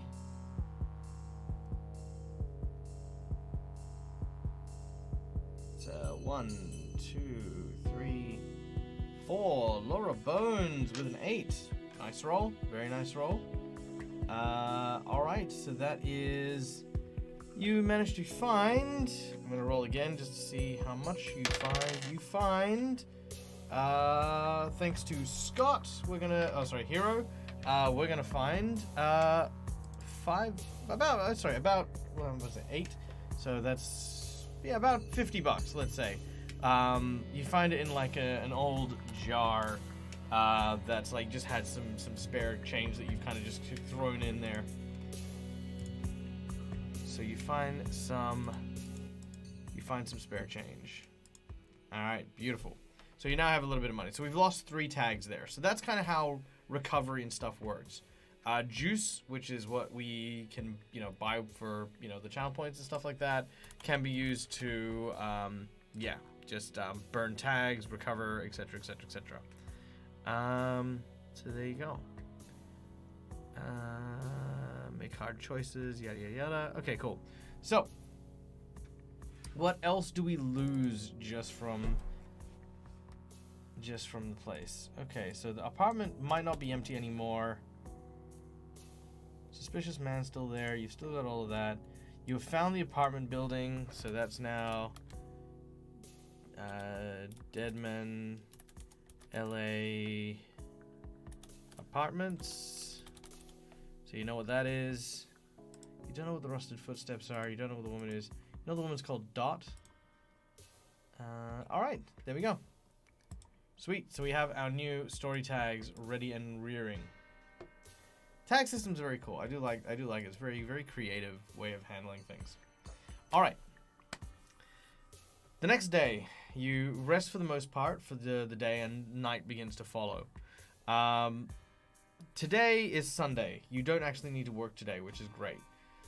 You make your way back towards the apartment complex. It is nighttime, so most people are, of course, in bed and sleeping at the time by the time you arrive. Some of the lights in the apartment create almost like this pattern of glowing lights that just rise up as you look upon the alleyway. In the streets, you can see that there is a couple of kind of like weedily looking dudes. There are 3 of them in particular, and they seem to wear masks over the tops of their heads that almost look like kind of Oni masks, or like bug eyes. So there's like these 2 huge kind of like motorcycle helmet, that kind of.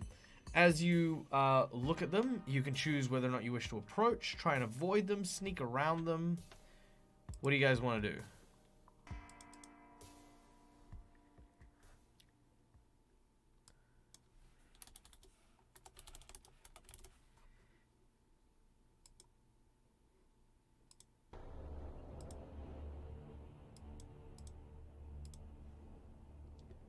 Do we have stuff to make a sandwich? Yeah, I'd say you've eaten a tasty sandwich on the way down.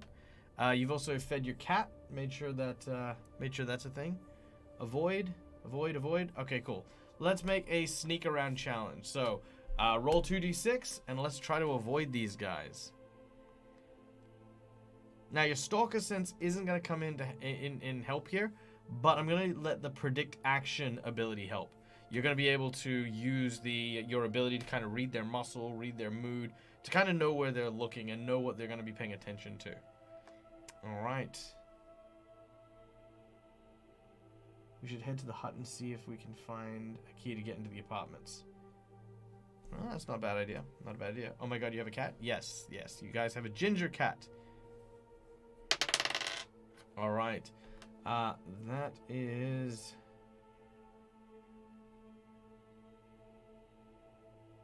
Okay, Mythical Turian with an 8 for the sneaking.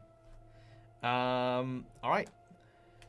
You begin to make your way, quietly moving past these guys. The 3 of them kind of, sort of harp on about, their latest conquests in the bedroom and in violence that happens. These kind of like your typical kind of, like gang member kind of individuals. Likely, kind of just kind of making the environment just kind of crap for everyone in general. And when you make your way past, you make your way, you know what? Let's do this the easy way. You head towards the construction yard, and that's your first point of call. Knowing that likely no one's going to be there, which of course is most likely the case, you make your way in the dark towards the large building that's there. I need everyone to make me a investigate check. Hi, Melly! So investigation checks, please, from everyone. So 2d6. Let's see what happens as you make your way there. Very nice. 1, 2, 3, 4, 5.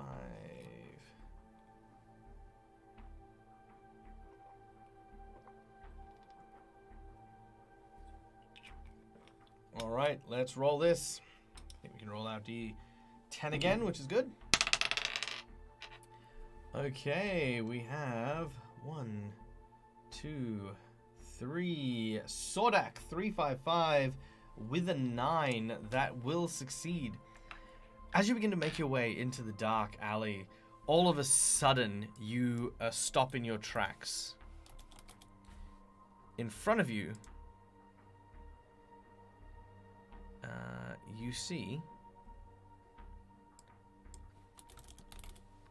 Oh, maybe it's here.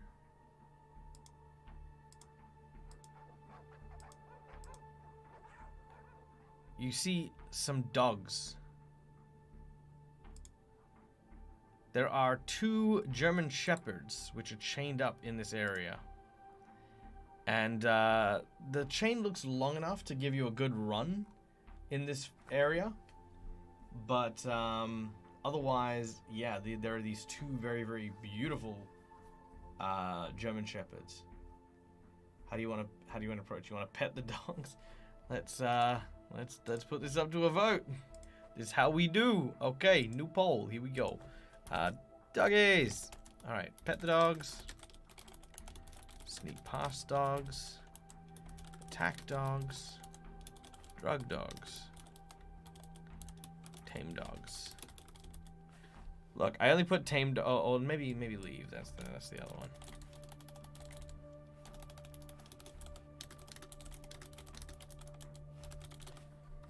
Okay, try to break into the apartment. Done. There we go. Definitely always pet the dogs. All right. Keeping in mind, I don't decide what you guys do. You guys do. If all of you decide you want to go and pat the 2 German shepherds in the unused and abandoned construction facility, I mean, you can try.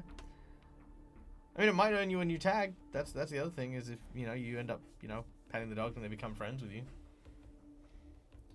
What's the dog's attitude towards you? Right now they're asleep, or they're kind of at rest, so you can't really pick up what kind of attitude they have. Even if you use your medical senses. Dag's gonna regret me showing up when I did. Well, technically, you in the audience are the characters. So I mean, all things considered, any donations that go to the channel all go towards helping you guys out, because that's all I got. There you go. Boom. Okay. Looks like patting the dog is what you guys really, really, really want to do. Okay.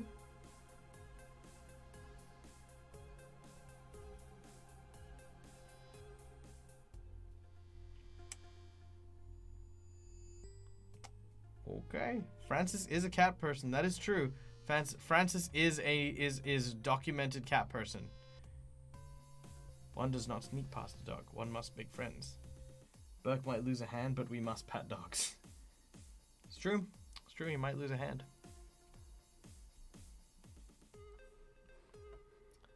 And speaking of, I should probably find out the statistics for a big angry dog.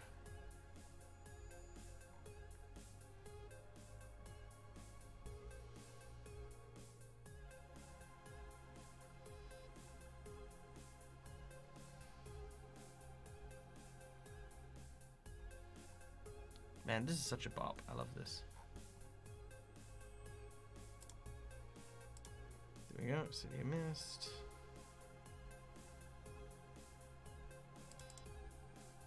We are going to get mauled.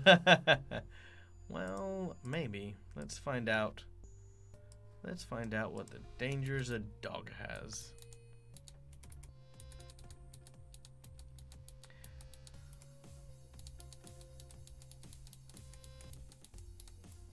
So there are only 2 dogs here. Here we go. Whew, oh my.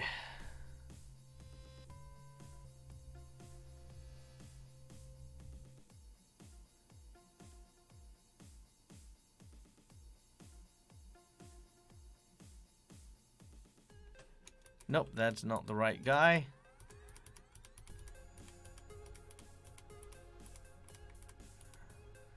Let's see, here we go. Non-riffs, thank you.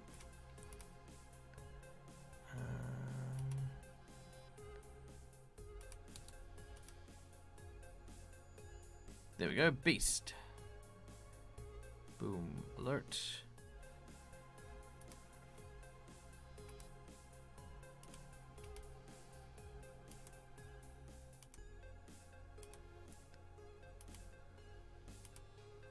Alright, apologies, just picking this up. Okay, here we go. That'll have to do. Okay, hurt, rally, threaten. Okay, good. Okay, so there are a number of different ways we can deal with this when we get to that point. Okay, so it is a hunter, which means it's alert is 3.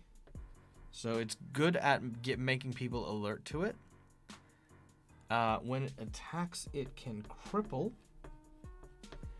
It has a cripple 2.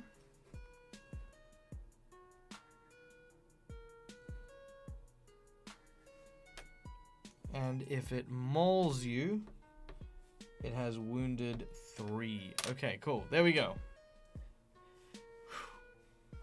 Every animal is trying to kill you. Not every animal. A lot of the animals. Chat can't decide if they like him or not. Yeah, it's true. It's true. All right. The dogs.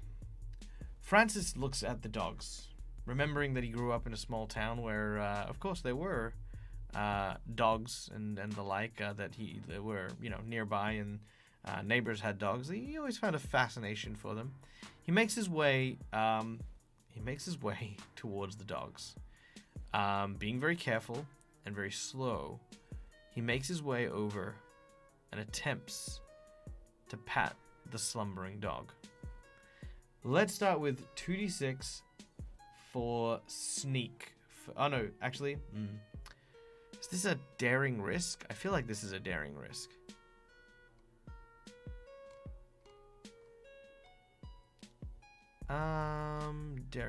Daring risk. Yeah, let's go with the take the risk. Okay. So take the risk, meaning that we need to ideally get a 10 on this to do this without risk. So otherwise a 7 to a 9 you'll succeed, but I'll get to complicate things, and anything lower than that we fail. You don't get to add anything because none of that stuff's going to help you, but let's go with that. Everyone roll 2d6.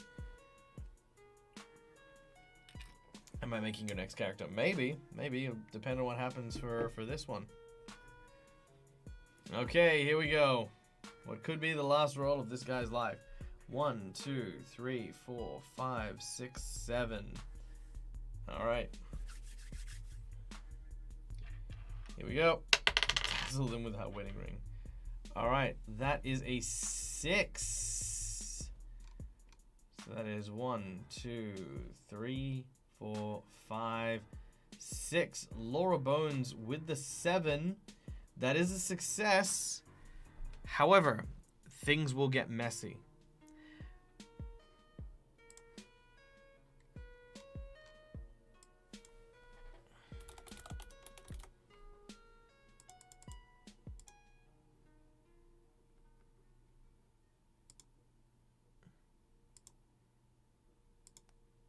All right.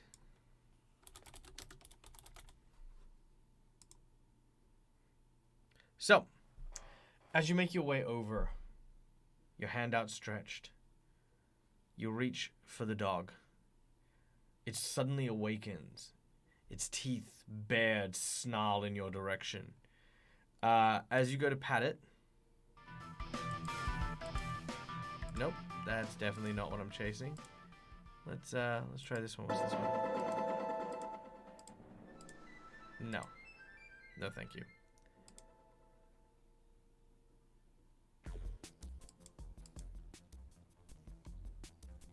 Come on, there's got to be some better battle music than that. Let's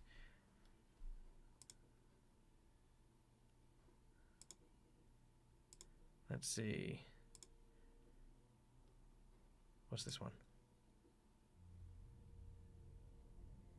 Come on, give me something good.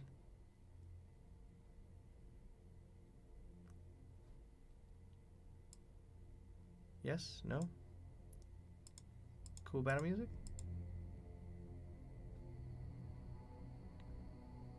Yeah, alright, here we go. Okay. The dogs suddenly start awake. Alert. They immediately will sound an alarm and attempt to attack Francis. Francis needs to now make a face danger to avoid getting bitten.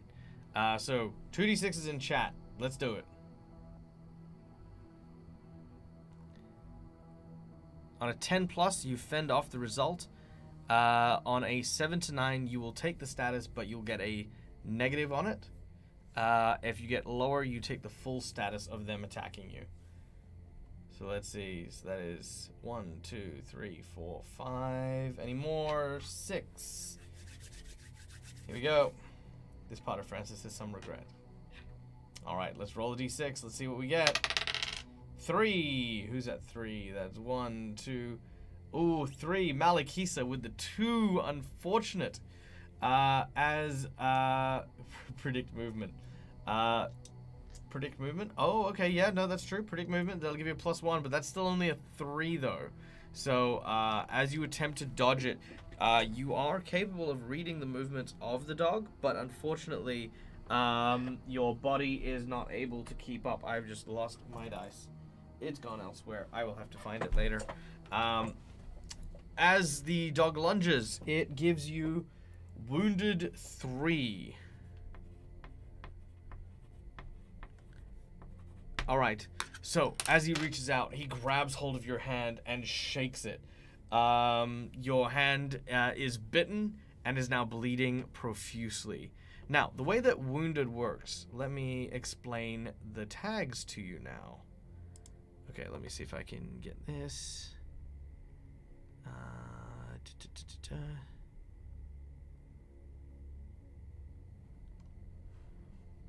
Okay, there it is.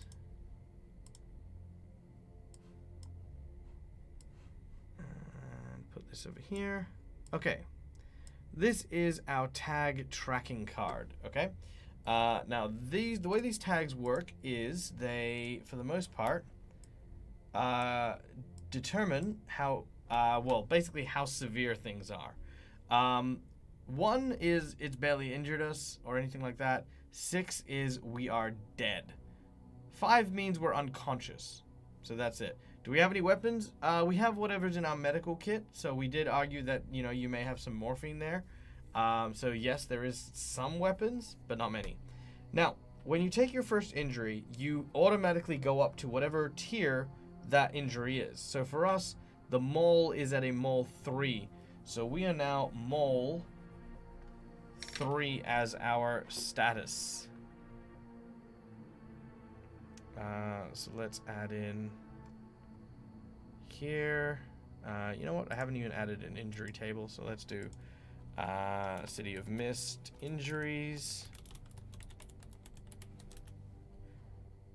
There we go.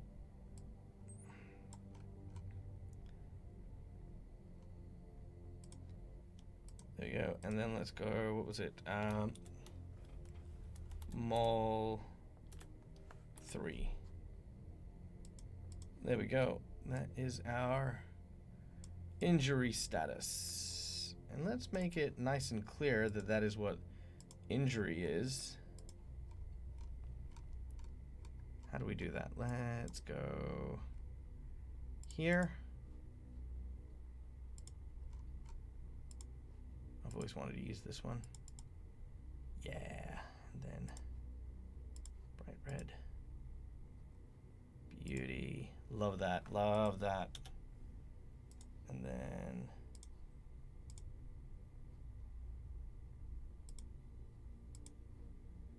look at that. That's great. Beautiful.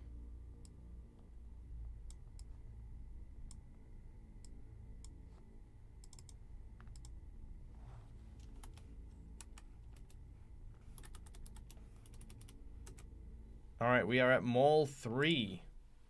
There it is. That is our injured status.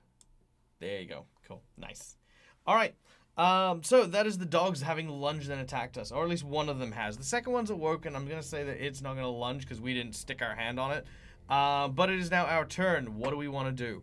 As far as combat goes, it is all cinematic. So do we want to run away? Do we want to try and drug the dog again? Let's find out. Throwing out a poll here. New poll. I'm going to call this one bad idea. Do we drug dog?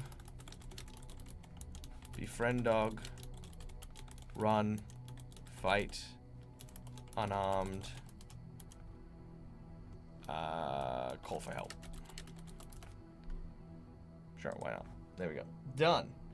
All right. Hey, Dirty 20. Welcome in, guys. How you doing? My name's Michael. I'm the Dead Odds Gamer. We're playing City of Mist. Our character is about to be attacked by dogs. This is a chat play, so you guys are actually in control of Francis Burke, our character right there. And if you want to know more about him, there you go. And if you want to contribute to the stream, everyone is getting to vote. So right now, I'm just about to. Actually, that vote didn't happen, did it? Oh, that vote did happen? Oh, it did happen. How'd that happen so quick? No, it didn't. Hold on. So we're just about to do a vote on what to do. There we go. New idea. Let's try that one. They tried petting a guard dog and they failed. Okay, so pet more. Punch dog. Drug dog. Run. Call for help. Okay, there we go.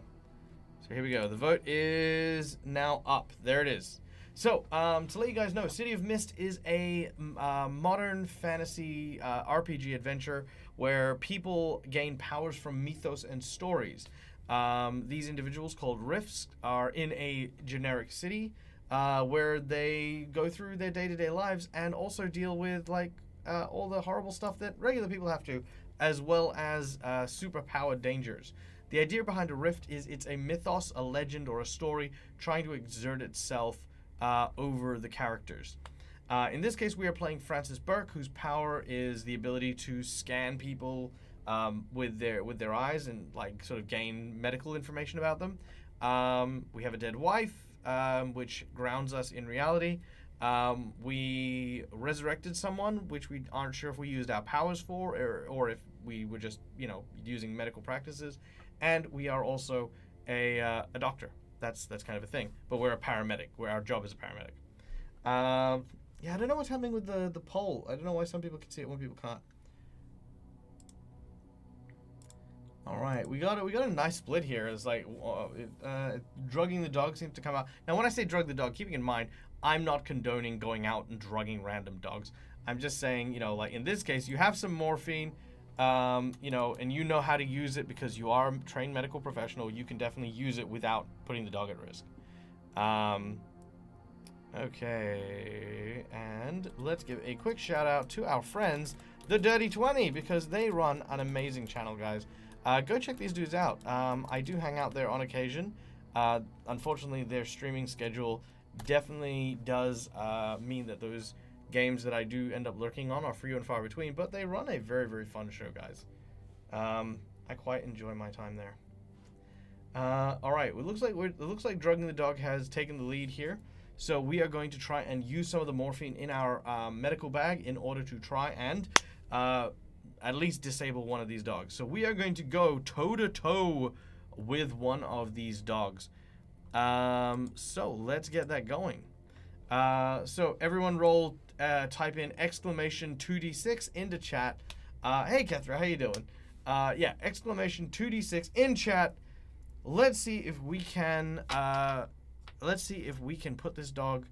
No, I have no way of actually saying this because putting the dog to sleep in this instance is legitimately sleep, not like putting it to sleep. It's putting it to sleep. It's arresting. It's tranquilizing. Thank you. That's the word. Tranquilizing. Hey, thank you so much for the follow, Psychomanix. Nice to see you. Good day, Dungeon Master. Good day to you, sir. Good day indeed. Maybe it's Francis who needs a suicide watch. Yeah, maybe. It just seemed to go from like left field. I mean, he kind of went mad about this dog. And you know what? Sometimes maybe that's it. Maybe there's just a blind spot when it comes to animals. All right, let's see what what Francis does next. Actually, that was the dice I dropped, so let me pick up another one here. Okay, there we go.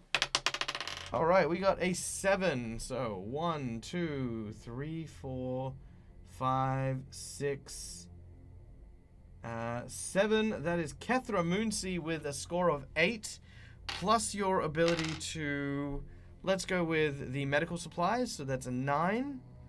Predicting action. I'm not going to say that's going to help you. Let's go with, yeah, let's go with medical training as well. I'll give that one here. So that's a +2, which gives it a 10. So that means we're going to give it 2 tags, which for our morphine, we're going to be using a decent dose of morphine. So this is going to give us an extra 2. So morphine normally does 3, and then gives an extra 2 is 5. So that means the dog falls unconscious. So there we go. Can we do bits instead of stream elements? Yeah, I mean, I don't mind. As long as it equates to it, I have no problem with that at all, Viren. Just let me know what you would like in chat as well, just so that I do know. Otherwise, bits tend to pass me. Yep, okay. So one dog is now unconscious. The second dog, however, the one that wasn't next to you is now awake and is super keen to come and mess you up. So the second dog rushes around, this time attempting to bite at your leg. How much is $10? I don't know. How much is Twitch bits? How much are Twitch bits? How much are bits?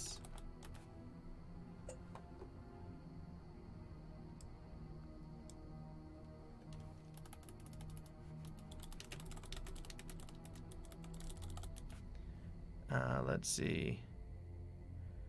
Twitch affiliate receives 0.1. So 100 bits is $1. 1,000 bits is $10. Yeah, so 1,000 bits. Yeah, roughly 1,000 bits.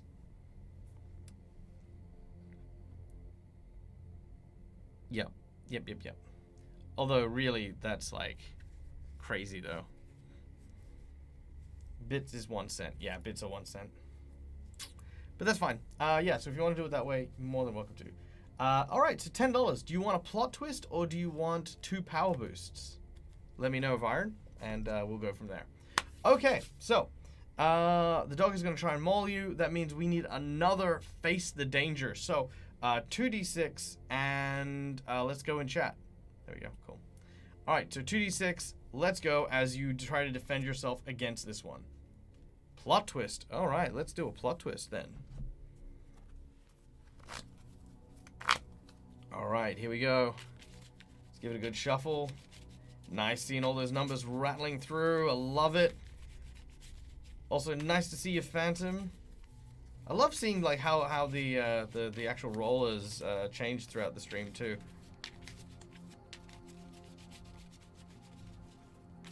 Ooh, very nice. Nice number 7. All right, well, let's do this plot twist, and then we will find out if that's going to affect what's happening. So, Viren, you get to pick between Save the Day, Hidden Asset, or Lucky Day. Wow, these are actually really good draws. All right, what do you want?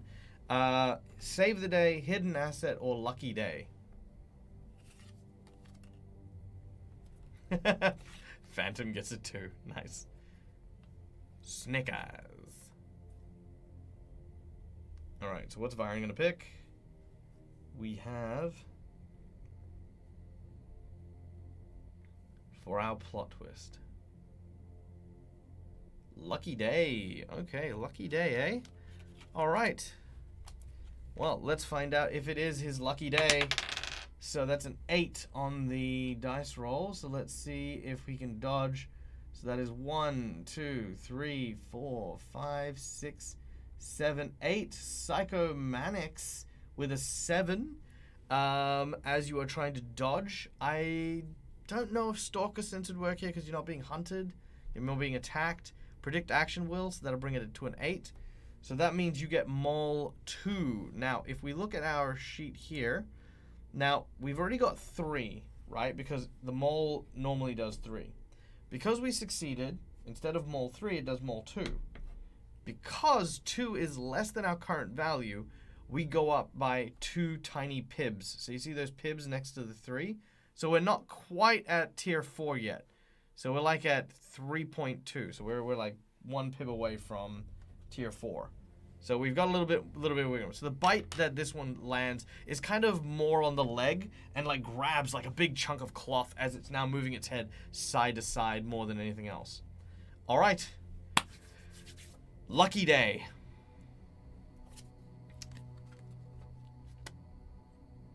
Ooh, lucky day, lucky day. All right. Well, this is your lucky day. Turns out that on this particular day, you actually had an additional dose of morphine on your person. Normally in these kind of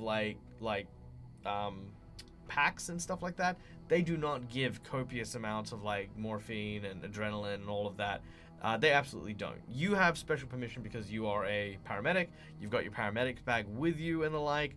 You know, we're not going to question too much into how legal it is that you're carrying it. But I am going to say that thanks to your lucky day, I'm going to give you a second morphine dose that you may be able to use on the second of the attack dogs. So let's throw that morphine out. Everyone in chat, another 2d6. Let's see what happens. I'm also going to give you a +1 power from the plot twist card as well because it was your lucky day card. All right, let's see. 2d6. And then we're going to add that plus medical supplies. Or we could pat the dog again. Look, we pat the dog. We tried the thing. Now it's about getting through. All right. 1, 2, 3, 4, 5, 6, 7, 8, 9, 10. Nice. I love how fast these things are coming in. All right. Let's make that roll. That is a 1. Straight up. That is a score of 3 for Corbo. Oh, no. Okay, so hold on. So 3. 4 for the lucky. 5 for the medical supplies. 6 for the medical training. Ooh, I think we are 1 short. I think we are. We have, let's see. Do we have any channel points? Channel points. Here we go. I will give, if anyone can do an insight bonus on the channel point, I will give that +1. Or if people want to throw the $5 in for the power up, that'll also count. Either or, last chance. I'm gonna give it to count of 10. That's it. It's gonna count to 10. Never mind. It happened. Malakisa, bam. Thank you so much. Malakisa with the +1 for the insight bonus. As the dog comes up to try and bite you again, you manage to get the injection into the side of its neck. Going toe-to-toe with it. Let's just double check to make sure that everything's on the up and up. Going toe-to-toe. When you achieve something, you get to choose one. You achieve your goals. And otherwise, they do get a chance to attack you. But as you inject the second one with the needle, it also falls asleep, and our scene goes quiet. All right.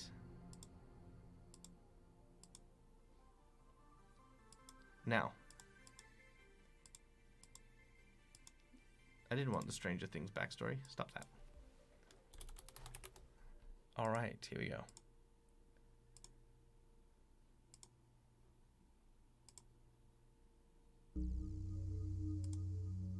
Nope. Come on. There we go. Now, in the construction yards, you make your way over to the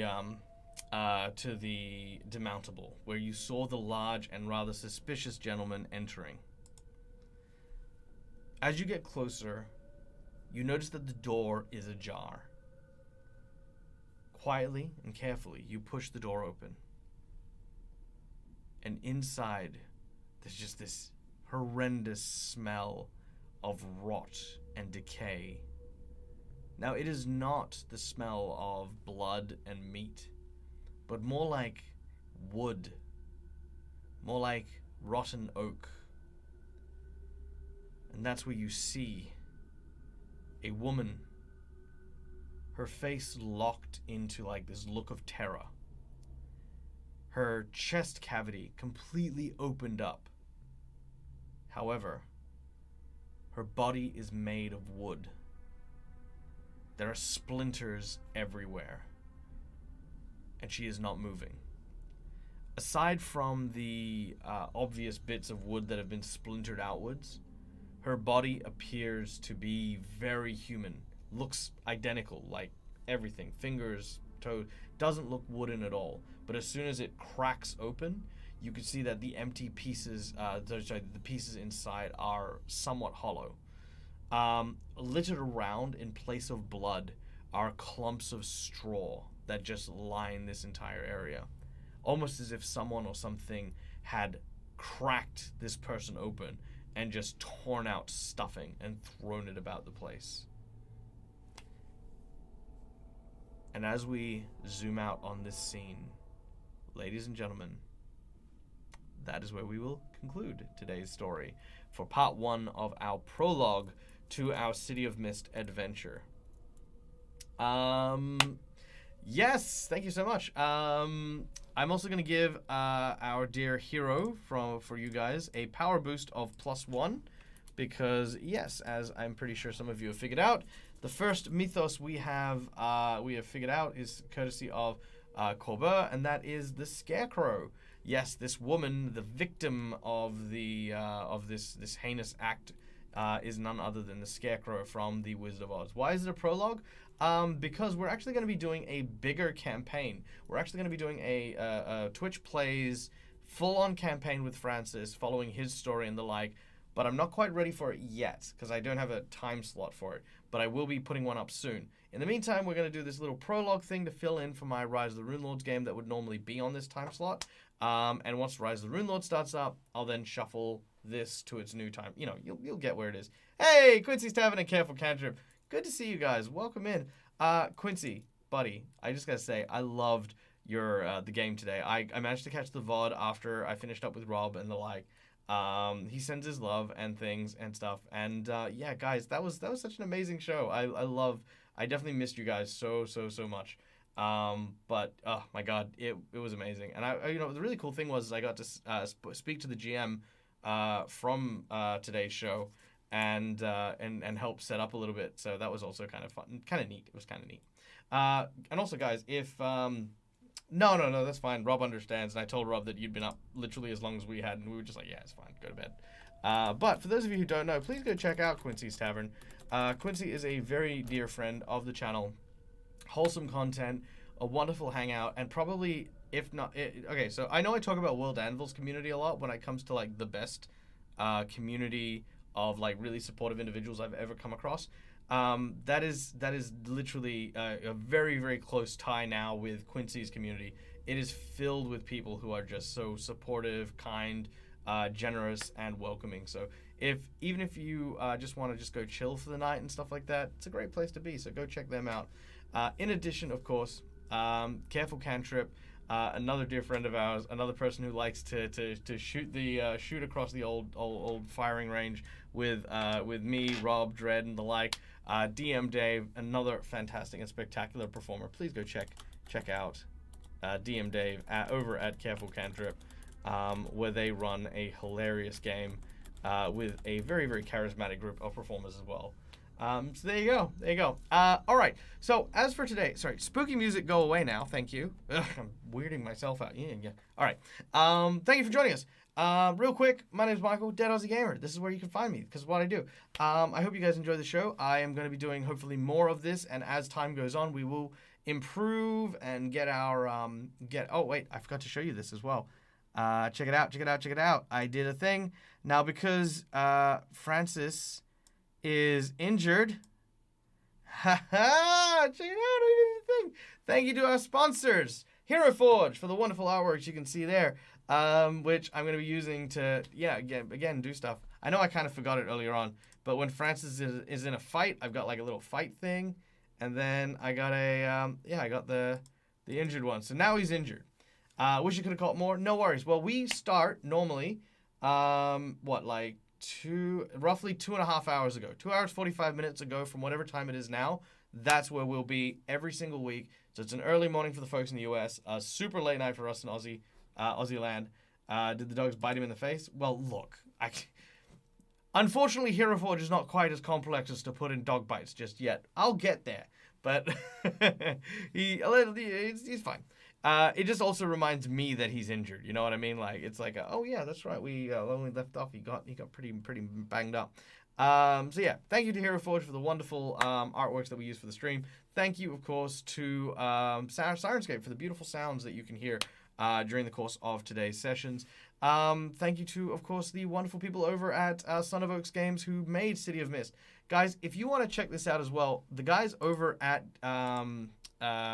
City of Mist are currently doing a Kickstarter for Tokyo Otherscape, which is a cyberpunk version of City of Mist. So this is very film noir, kind of detective kind of stuff. But if you want to check out a more sci-fi or cyberpunky version, yeah, go check that out. Go check out that. And it'll also be coming with a adapted and updated rule set for City of Mist, which once it's available, I'll probably convert that to this. But, you know, we'll see. For now, however, we will bid you anon and adieu. And we will go and raid because we love raiding, because raiding is how we support excellence among the community. We love to find people that we share cool things with. Let's see, we got Foundry VTT playing some stuff. We have Mendari doing her homebrew stuff. I know we raid Mendari a lot, but let's just check to see if there's any streamers out there in the verse doing the 9 to 5, you know, grinding away with low numbers that we can go and make their day. Let's see if there's anyone floating around. Who's out? Let's see. Browse the D&D channel. There we go. Let's see who's up. I got a lot of reruns. Russian, Argentinian. These are very interesting times for stuff. Looks like we'll be going to Mendari. Very well. Mendari it is. Ooh. There's a guy making Hero Forge minis though. No, we'll go say hi to Mendari.